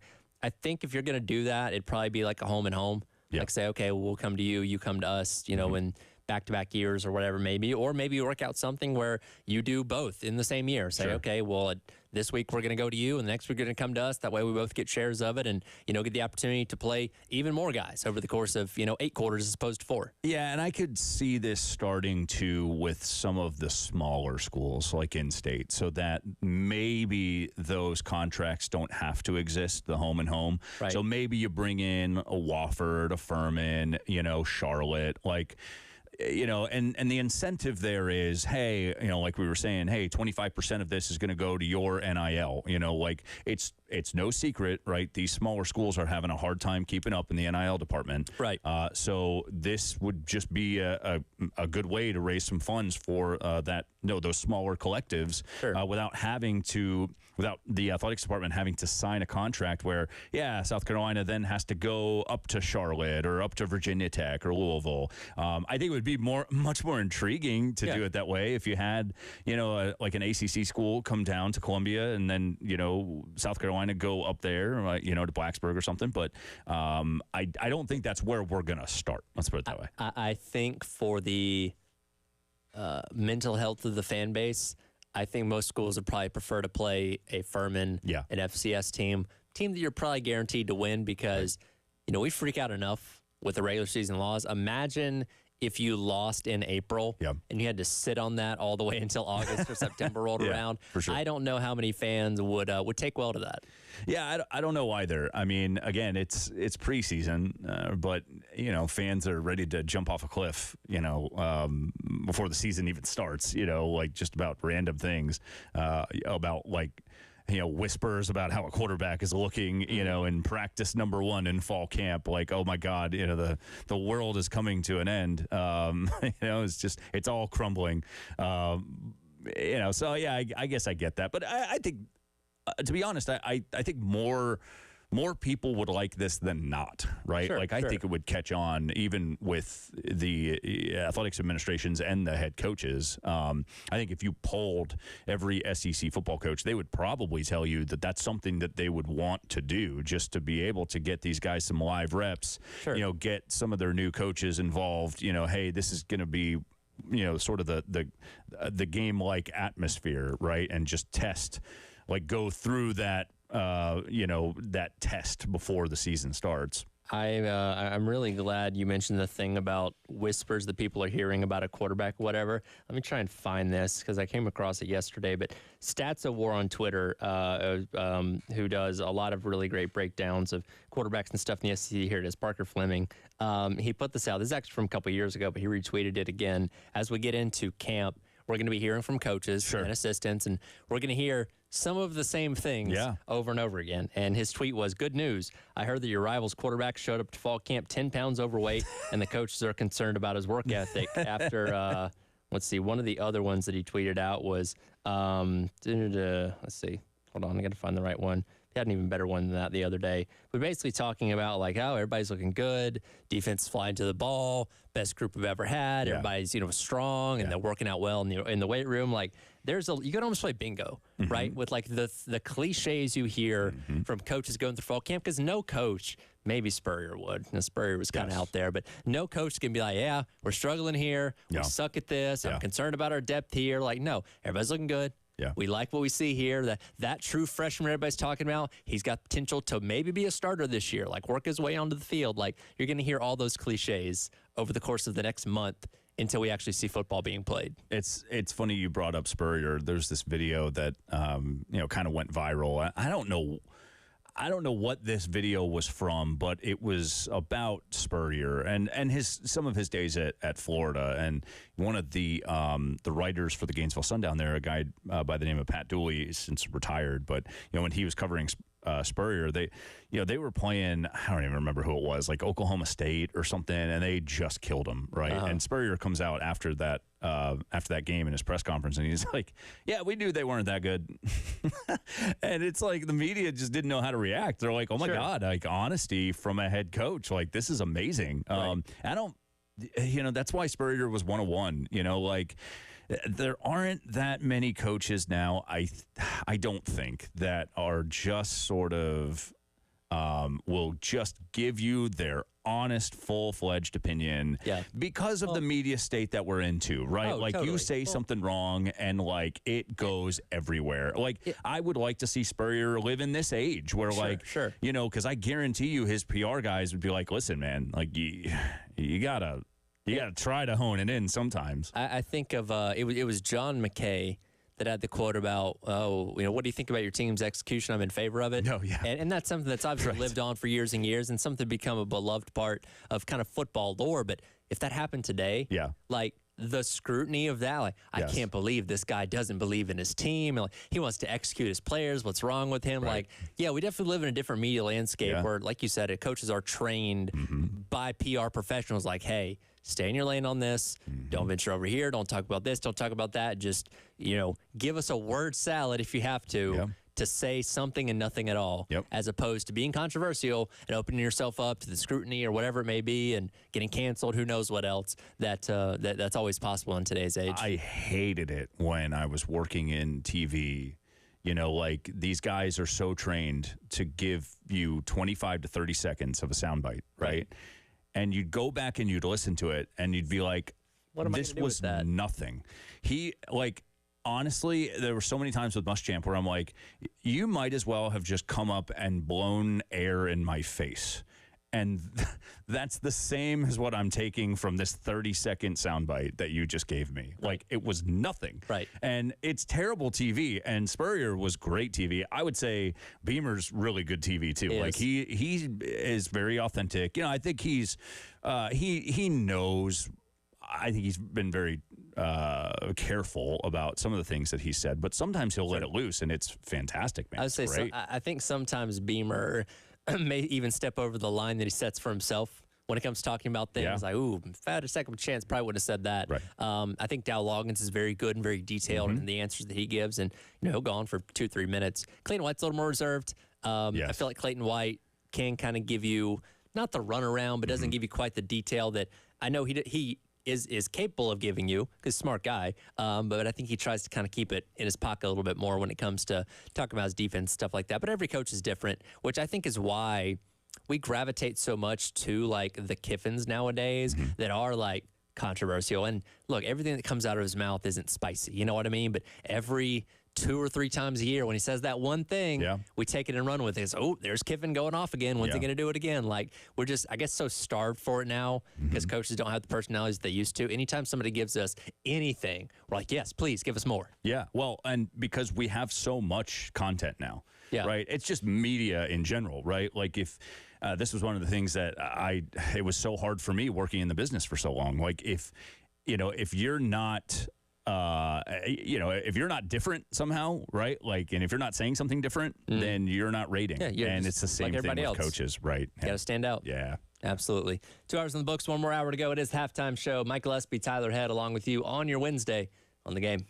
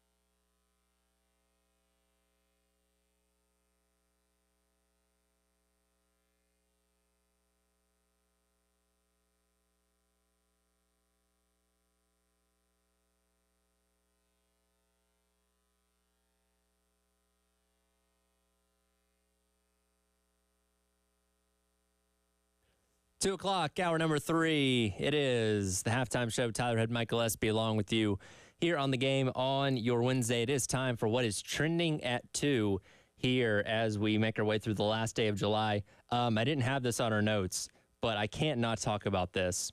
So Dawn Staley's over in Paris for the Olympics, right? So we've seen her. She's been on NBC. She's been there for the women's basketball games, all over the place, talking about a lot of things. Today, she toured the U.S. Embassy over there. Yeah. Have you seen this? I have. With Wanda Sykes and Guy Fieri. Guy Fieri, yes. What kind of conversations could those three people have with each other? I do know that Wanda Sykes and Dawn went out to dinner last night in Paris, and I would have loved to been at the next table over just listening to that, because that would have been really entertaining. With Wanda Sykes, you could probably hear her from down the street. 100%. Yeah, like two super entertaining human beings, and obviously great, in their own rights of what they do. Sure. But yeah, the Guy Fieri thing today was very random. I was like, oh, okay. Yeah, if you gave me a whole list, if you gave me 100 people, if I could just list off 100 people, I would not have put Guy Fieri in that 100. Which that's kind of the funny thing about the Olympics, right? Like when we watch, and we'll get to more in the Olympics talk in a few minutes here, when we watch the Super Bowl, when we watch the World Series, when you see celebrities at the events, they're in a box. They're in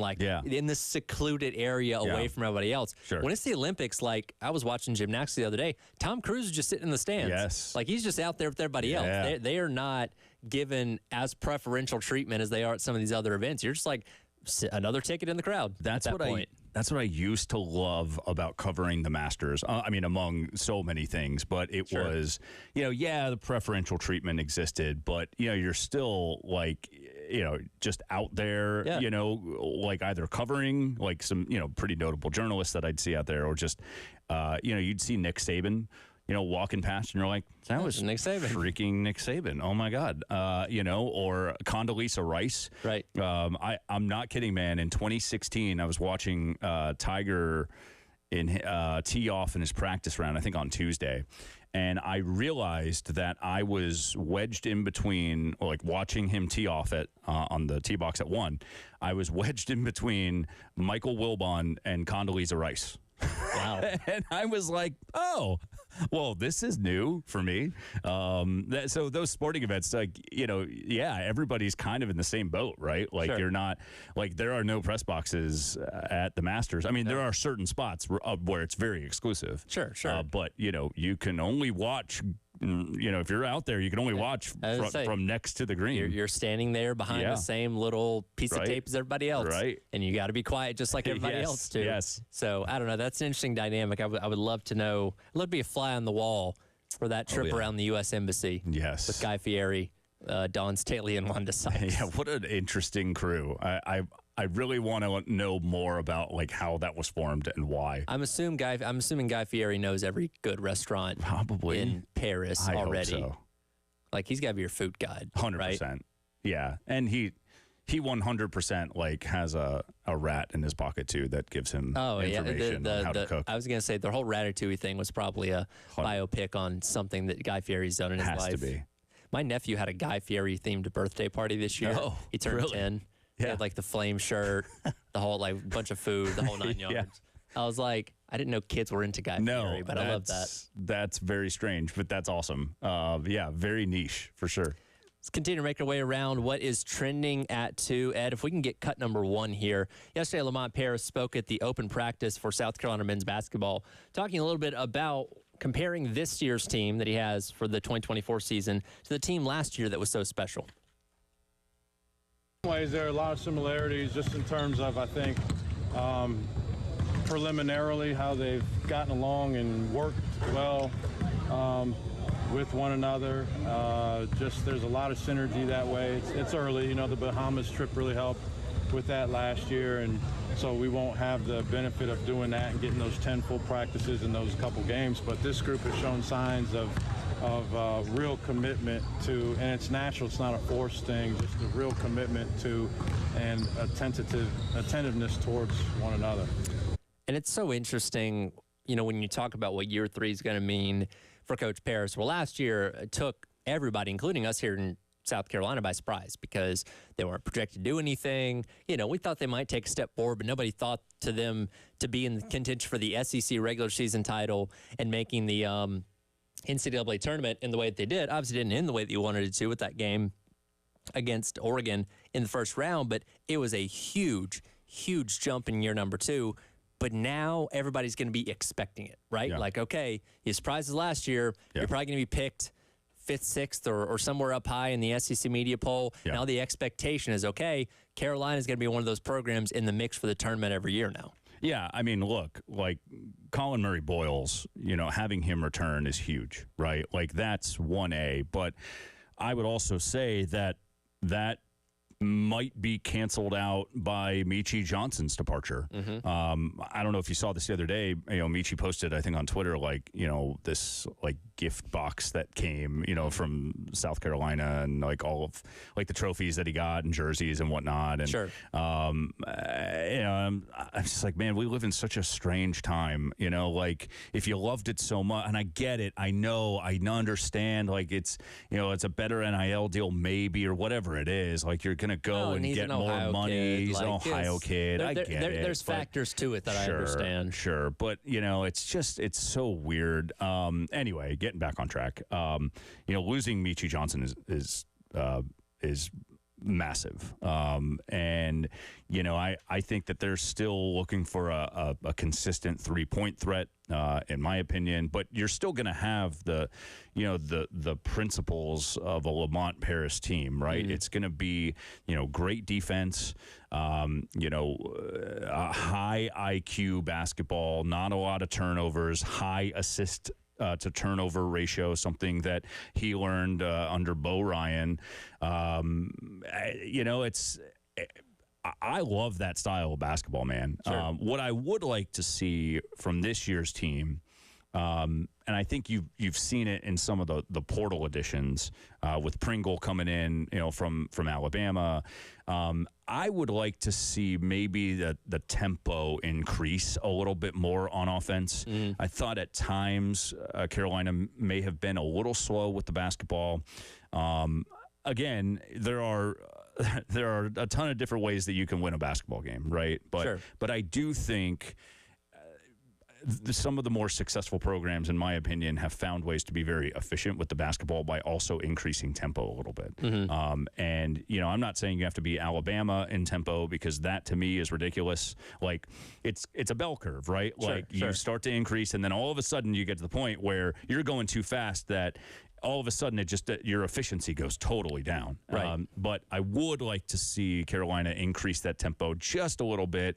And I think with some of these portal additions, like I said, including Pringle, I think this helps a lot. You know, get that tempo up a little bit. Yeah, and I'm looking back here on KenPom right now, just kind of a mark of what the pace of play was for South Carolina, but when Lamont Paris was at UT Chattanooga here, and those teams were a little bit quicker. I mean, his last Chattanooga team ranked, the adjusted tempo was 304th and 318th in average possession length. So that might be something that's just a little bit more of a Paris thing, or maybe you can play a little bit faster depending on the guys that you have. But it does certainly seem like that defensive mindedness is always going to be kind of the MO of what a Lamont Paris team is going to be. And again, you bring in guys, Jamari Thomas, Nick Pringle, Jordan Butler coming over from Missouri, and how they're going to factor in and replace the BJ Max, the Talon Coopers, the Michi Johnsons, and kind of serve their new roles on this team, in addition to a guy like Cam Scott coming in that a lot of people expect him to hit the ground running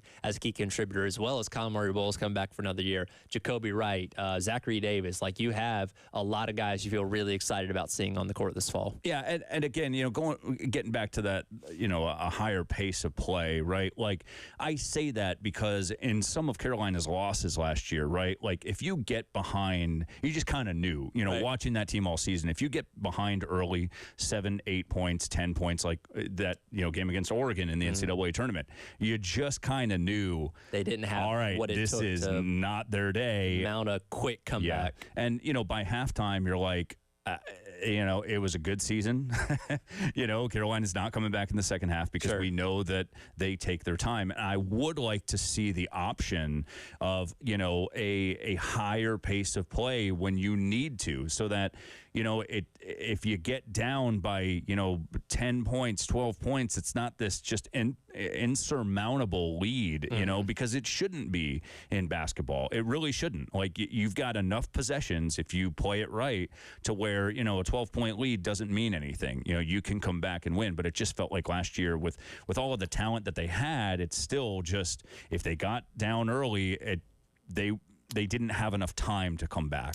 We'll certainly see if that improves for this upcoming season. Speaking of, not this upcoming season, but as soon as the 2025-2026 season, this per John Rothstein of CBS Sports, the SEC could be looking at adding a couple more league games to the 18-game schedule. Of course, you're going to be expanding the conference, bringing in Texas and Oklahoma, two programs that are pretty good at basketball themselves. So adding in 2 more games probably makes a lot of sense. I assume that means you'd start conference play maybe like last-ish week of December, like we see a lot of other other conferences doing, as opposed to that hard cut where you don't start until after New Year's. I imagine that'd probably be how they went about that. Yeah, I would say it would probably be that week of Christmas, like after Christmas. Yeah, it would have to be. I mean, there's no way around it because you got to hard out. They're not going to add games in that last week of the season. You still need, I don't think. You got to get out for the SEC tournament and then the NCAA tournament. Either that or like the Big Ten, where they'll do like a conference game in early December in the middle of your non-conference play. I don't like that. I don't like that. I like, because really, for the most part, outside of when you play like a big name team, non-conference is kind of like the preseason for men's basketball. And we really don't harp a lot on what teams do in their non-conference play. It's okay. Your league play starts at the beginning of the year.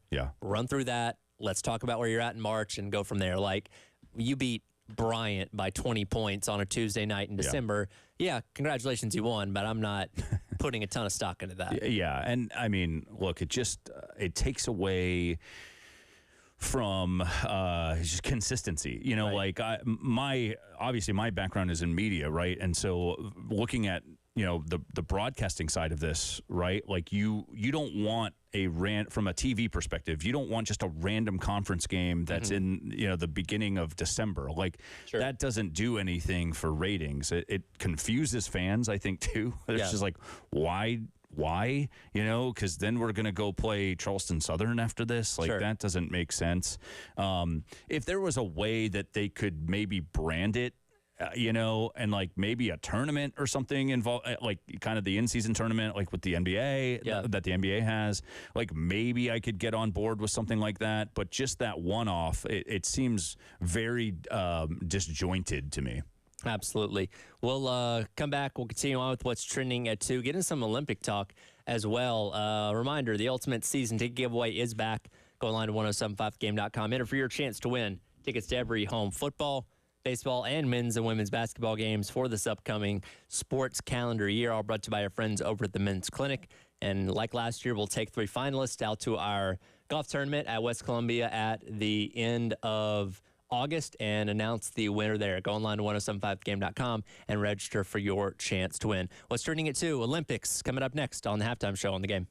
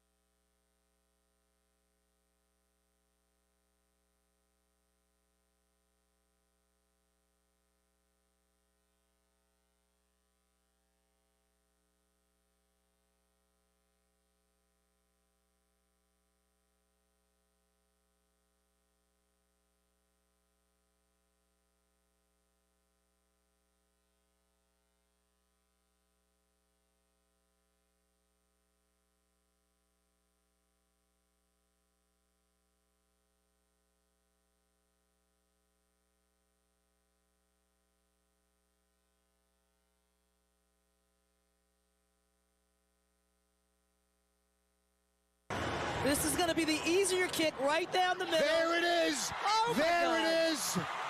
Cedric with the conversion, and Team USA make history in Paris. Oh, my God. That is amazing. Ilona Maher, the hands in the air. They've done what no other American rugby team in sevens have ever done before.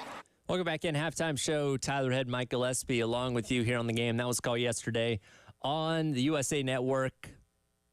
American women's rugby placing for the first time ever the bronze medal, last second victory. Alex Cedric taking it in. I don't even know what you call a score in rugby, but they scored as time was expiring, and they won a bronze medal, defeating Australia in the process. I've watched more rugby this week than I think I have in my entire life up to this point, but as is the nature of the Olympics, you watch things that you're most likely not going to watch again for another 4 years. Mm-hmm. Yeah, no, I have not watched any rugby, and I don't think I plan to. Yeah, it's one of those sports, man, I just don't really care about, and I think most Americans kind of feel that way. And I feel bad even saying that, but it's just not on my watch list. Like Sunday for me was very carved out around Team USA basketball, right, and then the soccer match in the afternoon. I was going to watch those two things sort of back to back, and that was going to be my afternoon. You know, but I'm not centering my day around rugby. Yeah. But it's really cool. I mean, it's super cool. It is really cool. And it's so funny to me because, football, rightfully so, has changed a lot of rules in the past couple of years to make the game safer because of concussions and all that kind of stuff. It really seems to me like rugby is the sport that everybody that complains about how soft football has gotten should love. Yeah. Because there's no helmets, there's no pads. You're literally tackling somebody with no protection. Yeah. Fighting over what looks like football almost. Yeah, no, 100%. It's funny how certain sports were adopted, right? 100 years ago, and some sports weren't. Like, obviously, American football was derived from soccer, right? And football. But with elements of rugby. Yeah, with some, right. But somehow we just never embraced rugby. But, I think it's also because it's kind of a complicated sport. Sure. And again, watching it, I couldn't tell you what the rules were. Right. But you know what's funny? So when I was in college, right, I'd talk to, people, one of my best friends was from Spain, and she would say all the time, she's like, I don't understand football. Right. Like, soccer is so easy to understand. I do not get American football. Like, it's so complicated to me. Yeah. So if you don't grow up watching it, obviously, it's going to be complicated. Yeah. Again, you watched a couple matches or games. What do we even call it? I think they're matches. Matches, okay. Yeah. And we can't even say what a point is called.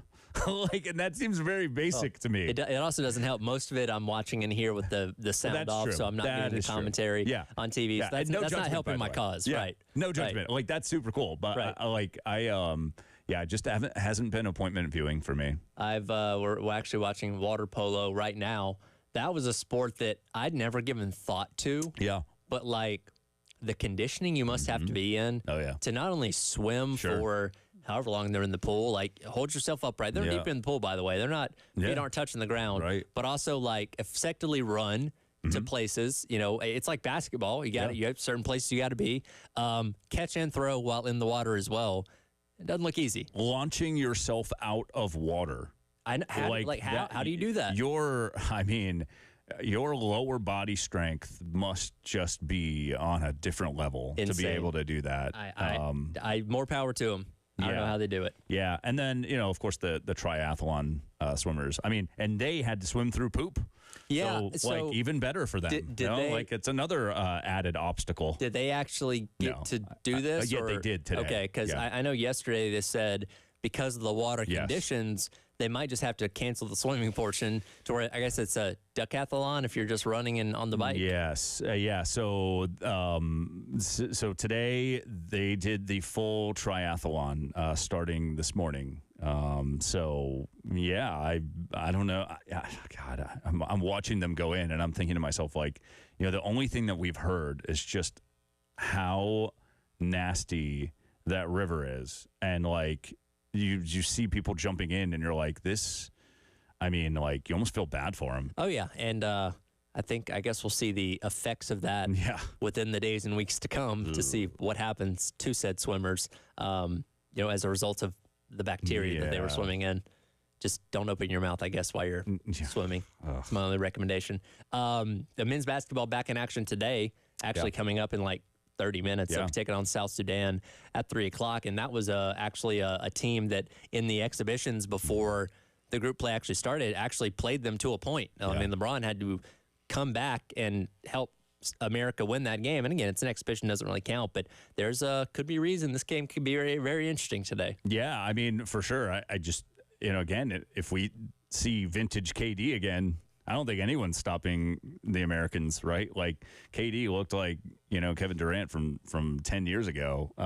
So, yeah, man, that was actually a really good game. The score was not really indicative of how competitive that game was on Sunday too. Like, I mean, the Americans were in control most of the way, but they kind of pulled away in the second half, and but. Yeah, that's been fun. That team has been really fun to watch too, and hopefully Devin Booker can get involved a little bit more too today. And the funny thing about like basketball, the women who haven't lost a game in the Olympics in over 30 years, as well as the men who we just assume are going to win gold. Like when they don't win, it's like, what do you mean they didn't win? Mm-hmm. Like they're just expected. We're supposed to be the best at that particular sport. Like the other ones, okay, if you don't win in swimming, sure, we're good at that, but we're not the dominant force. But basketball, it's like if anybody comes close to beating America, it's like, what's going on here? Yeah. Well, I mean, of course, right? Like we have the most talent out of any country. And our guys just look physically different as well. Like LeBron just looks, I mean, and Kevin Durant, like there's no one really, I mean, maybe a few, on a couple teams, but like they're so physically gifted that they're impossible to guard. Right. Today is July the 31st. It is the greatest day in the history of the world. We'll hit that coming up next. But real quick, want to remind you, best Gamecock sports moment since 2000. Twitter polls running all week long. Got our third one up today, and another one coming up tomorrow. We will take the 4 winners from this week, put another poll up next week, and announce the ultimate winner on August the 12th. It's all sponsored by our friends at Columbia Craft on 520 Green Street down in the Vista. Greatest day in the history of the world coming up next on the Halftime Show on the Game.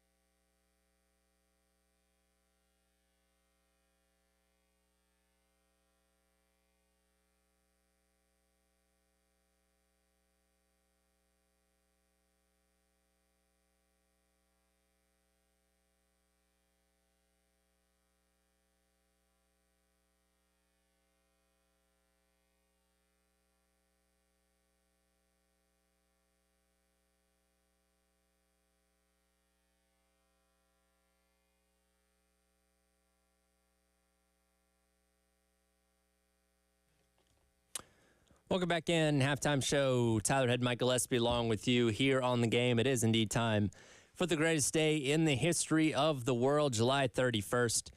A lot of Olympics happening on this day, as you would imagine. 2012, Michael Phelps becomes the greatest medal winner in Olympic history as part of the winning American 4x200 freestyle relay team in London. That was Phelps' 19th career Olympic medal and 15th overall gold medal of all time. It's so interesting because, like we talked about earlier, swimming is one of those sports for 3 years and 11 months, we really don't pay a lot of attention to it. Yes. But for the 2 weeks of the Olympics, yes. Anytime somebody's in the pool, it's like, oh, man, American, whoever it is, like, we're fascinated by it for some reason. No, 100%. Well, it's because I feel like, anyway, it's something that most of us can do. Like, we can swim. But not like that. Not like that, right? So it's like we kind of relate to it because we can do it, but they're just on a totally different level. And it's very easy to understand, too. Oh, totally. You know, like, it's not like we were talking about rugby, right? Like, people don't understand the rugby rules, but you know, like, the fastest swimmer is going to win. That's just easy. Yeah. And my wife and I were watching it the other day, and apparently there's a kid with France. He actually swims for Arizona State, Leon Marchand, who's like the next Michael Phelps, and he was like this close to breaking his record, for fastest time in the, I think it was the 200 the other day. But, my wife, when he got out of the pool, like, he's just got the body of a swimmer, right? Yeah, his arms are very long, and I was like, oh my God, his arms are so long. I'm like, have you ever seen Michael Phelps? Yeah. He doesn't look normal. Like, his arms are insanely long, which is what helps him propel through the water so quickly. Right. Yeah, no, absolutely. And that was the same guy, I think, that, was obviously just like, way ahead of the pack. Like, I watched the New York Times comes out with like the graphics, right? And they've got like the fake swimmers, and it's so funny to watch because it was just like, like that kid was just, dominating the entire, like the rest of the field. I mean, it was just like, it was insane. But and like the crazy part is all those other swimmers in the pool with them are like the best other 8 swimmers in the world, and they're still beating them by 10 seconds. Yeah, it's nuts. Absolutely nuts. And again, I'm not a very good swimmer myself, so more power to anybody that can swim for an extended period of time, especially if they can swim like that. I wanted to bring this up earlier. We didn't get a chance to get into it. University of Arkansas has a tie to the Tyson Foods family. Yeah. Tyson is breaking out Razorback nuggets at select Walmarts in northwestern Arkansas, and Missouri. They went on sale yesterday, and they'll be in Sam's Clubs as well on into September. I've heard of Dino Nuggies. I don't know about Razorback Nuggies, but apparently they're a thing now. Yeah, well, and one of the reasons why John Calipari is in Arkansas, right? Like Tyson Chicken, and that's all you need to know. Like, the amount of NIL money that they promised, $5 million, I think was the figure that's been reported, but the amount of NIL money that Arkansas is going to get specifically for their basketball program, and obviously this product. A lot of those funds from this product will be funneled into Arkansas's NIL. So, yeah. I've never been to Arkansas. I've never heard too many people tell me it's the most beautiful place in the world. But if you promised me a lot of money and all the chicken nuggets I could eat, I'd go there.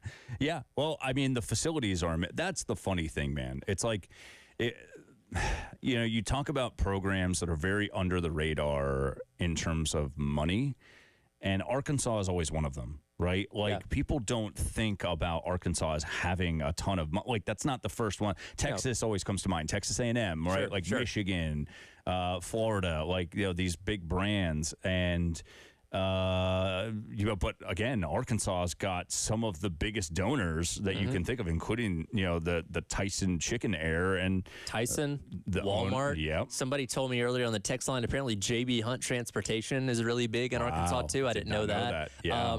And they're really pushing their chips in when it comes to basketball, which is why Calipari is there. Yeah. It also makes you question, like, why is football better? Right. Because, Pittman's on the hot seat. If he loses a couple games, he's probably out early on in the season at Arkansas. Like, if you had that much support, like, why isn't your football program better than it currently is? One of your grads is Jerry Jones, That too. I mean, that's the what? reason they play that game in Jerry World every year with A&M, Right. because he went to Arkansas. Right. You know what I mean? Like you feel you got the resources. It seems like. Yeah. That I don't know. Maybe you're not leveraging them correctly. Maybe you're not pulling where you need to. I don't know. Well, and I think you have to remember too that the NIL space, as much as we talk about it, it's still kind of new, right? So like a lot of schools are still trying to figure it out. And I do think that schools are using kind of unique opportunities to gain money into their NIL, including these Razorback nuggets, which I'm sure are as delicious as they sound. I mean, it can't be any worse than a regular chicken nugget, right? Honestly, here's a picture of them. They kind of just look like dino nuggets, oh, yeah, right? They're regular chicken nuggets. Yeah, I mean, there's nothing special about them. It's just the shape, and I don't know, does the shape affect the taste of nuggets? Maybe. Well, yeah, when I was 5 years old. Oh, sure. Yeah, totally. The dinosaur nuggets tasted better than everything. 100%. Yeah. I want to know, like, are they going to relate to Arkansas's history? Like, will there be like a motorcycle nugget? Right? Here's the interesting thing. So Bob Petrino, he's back. Yes. Right, as the offensive coordinator. Yes. And, he's a great offensive mind, no matter how you feel about him off the field. Sure. If Sam Pittman gets fired before the season's over, I mean, they got to make him the interim, right? Like, yeah, they would make him the interim. You would think, but like, first of all, it felt impossible enough that he would go back to Arkansas after the fiasco that went down a decade ago. Yeah, 100%. But I think that proves how much do we care about winning? A lot. And it also shows how much of a pain in the tuchus things are at the lower level of college football. Oh, right? 1,000%. Yeah, like my very good friend Sean Elliott at Georgia State. How many bowl games did he get to? How many wins did he have at Georgia State? Right? Like, they would have built him a statue if he had stayed 10 more years. Oh, absolutely. He didn't want to deal with it. You know, like he is making enough money as the run game coordinator at South Carolina, right? Where he doesn't have to, and he doesn't have to deal with NIL. He doesn't have to deal with the transfer portal. He doesn't have, all of that stuff. He's making probably around the same thing he was making as the head coach. I think it's $750. Half the responsibilities. Right. I don't think it's as, well, maybe it is. I think he took kind of a pay cut, but it's still enough. It's not drastic. Exactly. And it's still enough to where. And his family's here, the whole 9 yards there. Grew up in Camden. Like, this is his spot. Like, and that was an easy move. But you're going to start seeing this, all over the place. I mean, that's why Bobby Petrino went to be an offense coordinator, not a head coach anymore, because he doesn't have to deal with it, and he's making really good money. Jeff Hafley left Boston College to go be the Packers defensive coordinator. And again, we don't really talk about Boston College a lot, but the fact that he's like, you know what? Forget this. I'm going to go to the NFL where I can just focus on football. And that was his point. Like, I just want to focus on football. I don't want to have to go beg for money down at the NIL Collective. I don't want to have to promise things to kids so they don't leave my program. Like, I just want to coach football. Yeah. Which at the end of the day, a lot of these coaches just want to do that. Yeah, and that's just football. I mean, I cannot imagine, we could talk about this. We could make a whole show about it, but I can't really imagine right now what it's like to be a tennis coach. Or a swimming coach, where like the best tennis players and swimmers in the world are getting $100,000 NIL deals to go to like Texas, say. Yeah. And okay, so I just got off the phone with somebody this morning with who's at the University of Florida, who they are complaining right now that, hey, we have been the best swimming program in the country forever, right? For a long, long time. Track and field, same way. But now they're starting to lose all of these great recruits because they can't pay up. And I just can't. I mean, like, football is the obvious one that we all look at and say, like, yeah, I mean, that's, the headache is too big. But, you start going into the other sports and it's just it's a mess, man. It really is. Like, trying to figure out where these dollars are going and coming from. And I would not want to be on the coaching end of it right now. We'll come back, wrap up today's edition of the Halftime Show, hit our Firehouse subs. Text of the hour, 803-404-6100. He's Mike Gillespie. I'm Tyler Head on your Wednesday on the Game.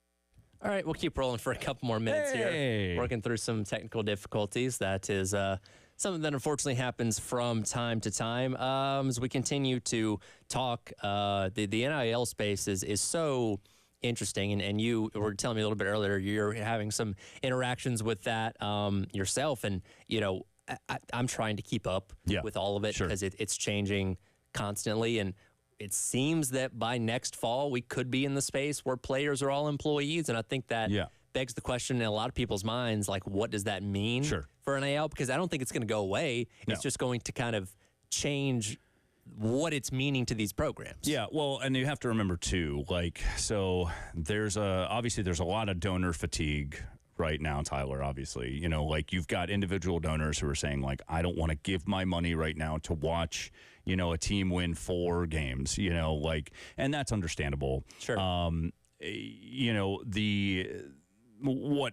What fans need to understand right now is that the NIL is going to be as important as it has ever been, because everybody's going to be on the same playing field when they take 22% of this rev share, right, from these media deals, and they funnel it to players, right? And that's, we could go through the figures. I think it's somewhere between $20 to $22 million of an athletics budget, right, is going to players. Well, fans are going to say, well, the players are already getting, this $22 million, well, yeah, but that's happening everywhere else. Sure. So, like, you still have got to donate. You've still got to come up with creative ways to, get money into these NILs, including the Garnet Trust.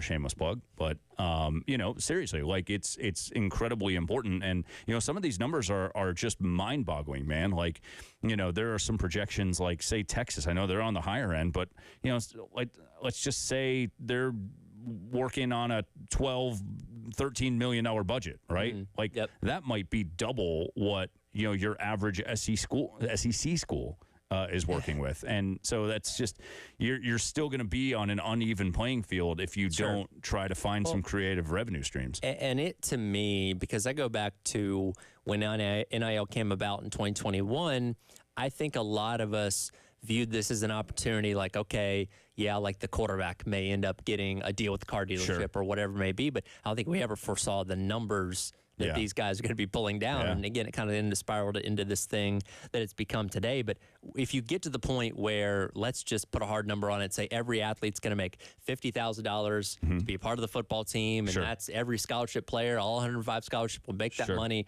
then you still have the opportunity for those NIL deals, like you mentioned, where it's like, okay, I'm the quarterback, I'm making $50,000, and then I might get another $20,000 from this car dealership deal or whatever it may be. So those guys will still have the opportunities, and that's kind of what's going to set them apart from, the backup left tackle. He's still going to get his money, which is great, but his opportunities for some NIL-related stuff may not be as prevalent as some of the other star players. It is really interesting to see the difference, too, Tyler, in how schools are handling this, right? So some schools are taking that, like, that $22 million from the athletics budget, and they're giving it basically to the collective, right? For them to sort of dish out from there. Other schools are handling it directly, so they're basically paying their players. But, the problem with that is, dude, the liability from the university standpoint for a lot of these universities is just way too high, because you're going to have lawsuits upon lawsuits upon lawsuits. There are Title IX implications. The breakdowns that I've seen, it's like, you're going to have, 90% of this revenue go to football. And then, a little bit, you're going to have a little bit go to men's basketball, and then baseball, and, it sort of trickles down from there. Well, your average, not average, but, just to pick a random swimmer, right, in the United States, they're not going to be too happy about that. So there are going to be lawsuits. That we're still a long way from figuring all of this stuff out.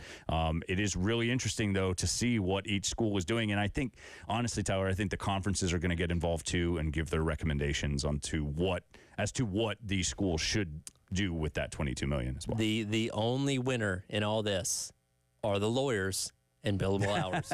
Because that is undefeated. Yes. And with the amount of time that the NCAA, institutions, all this kind of stuff is spent in the courtroom up to this point, and it's still going to be ongoing for probably years after the fact, trying to settle things. Those that get paid to be a part of this, it's gonna work out very well for them. Every time a text message is sent or an email is opened, those lawyers get paid. And get paid very well, by the way. Yeah. They're not making minimum wage by any means. No, and, it's starting to stack up. That is a very large expense that I don't want to say that some universities were surprised by that, but maybe just the sheer number of billable hours, I think. I feel like when it comes to legal fees, you probably always underestimate, like, we'll probably spend X amount of dollars, and it's like twice that. And again, you're embroiled in this legal battle. You can't just not continue to pursue it. And again, if you have the means to do it, you're going to keep doing that. And you mentioned a little bit earlier the Florida State and Clemson thing and how much money they're pouring into this deal fighting with the ACC, which, quite frankly, I think is a lost cause. They're going to lose anyway. But hey, you're this far. Why give up? Yeah, so that came out today. Maybe Chapel Fowler put that out, I think. But we didn't say it on air, but Clemson, they are setting aside, this literally just came out today, they're setting aside, I think, $925,000. Right. Clemson is alone, just Clemson. $925,000 on legal fees through 2025 against the ACC. Right. That's a lot of money, and that's coming from the athletics budget. That's coming from private donations. But $925,000, I mean, for essentially a losing battle, you and I were talking about this off air. Like, the SEC has made it clear that they don't want Clemson or Florida State. Right, they're not interested. Right. They even the SEC even went as far as calling them disruptive partners. Right. Like, you're not going to say that. You're not going to come out and say that if there's a chance that you're going to partner with that school down the line. Right. Like, that's not going to happen. No, not at all. And I think almost $1 million. I mean, that's the baseball coach and the softball coach's salary right there that you're just spending on this potentially losing legal battle. Yeah, and you start breaking down the options too. The Big Ten doesn't want Florida State or Clemson because of the academic side. Okay, so what is Clemson and Florida State left with? They're left with the Big 12 or the ACC, or they could go independent, which in this day and age makes zero sense to go independent because you're going to take in a whole lot less money than you will. You're not Notre Dame, right? And Notre Dame, it's brand power. Yes. There's a reason that, BYU is in the Big 12 now. There's a reason when BYU and schools like that were independents, they weren't pulling down nearly the money that Notre Dame was because they don't have that same brand. And Florida State and Clemson are not that same brand. No, they're not. And, so again, what's Clemson and Florida State, what are they left with? They're left with the Big 12 or they stay in the ACC. And Big 12 is not much better than the ACC. And who's to say, too, that the ACC doesn't get a new deal done that benefits their partners a little bit more? And that's what they're hoping. I still think it's going to pale in comparison to what the Big Ten and the SEC do. And this goes back to another frustration those schools have because let's look at the SEC. They brought in Texas and Oklahoma, two blue blood brands in college football. Big Ten, Oregon, Washington, the California schools, like those leagues upped their brand value. And the ACC got Cal, Stanford, SMU, and SMU's been a decent program in the AAC for the couple of years, but they have a lot of money, and they're in a big media market. Well, I think more people care about Texas than SMU out there, but still, I get what you're saying. But from a shifting the needle standpoint, what the ACC did this offseason didn't really do much for the conference itself. No, not at all. And I would be upset too. Look, I get it. Especially when your rival South Carolina is making a whole lot more money than you are. How long can you keep up? Especially today when you can't go to your average big donor and ask for buildings anymore, or ask for supplies and stuff because they're already giving their money to NIL, right?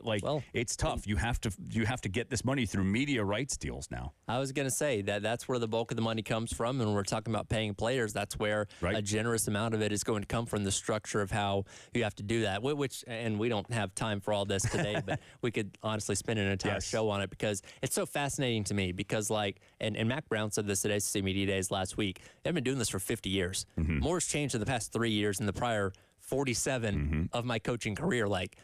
I don't know what college sports look like 10 years from now. I don't know if that's a good thing or a bad thing. But it is just every single year something seismic seems to be changing. Yeah. But if you're for the athlete, right, it is beneficial, I think. Coaches probably don't want to hear that. But again, today, like, athletes should be able to capitalize off of their name, image, and likeness, and that's it. I agree 100%. Yeah. It's just not as easy of a process as we maybe once envisioned. That'll do it for today's edition of the Halftime Show. Appreciate you, Mike, for hanging out today. Thank you, sir. And we'll get you back in here very, very soon as well. Post-game show with Jay and Elijah coming up next here on The Game.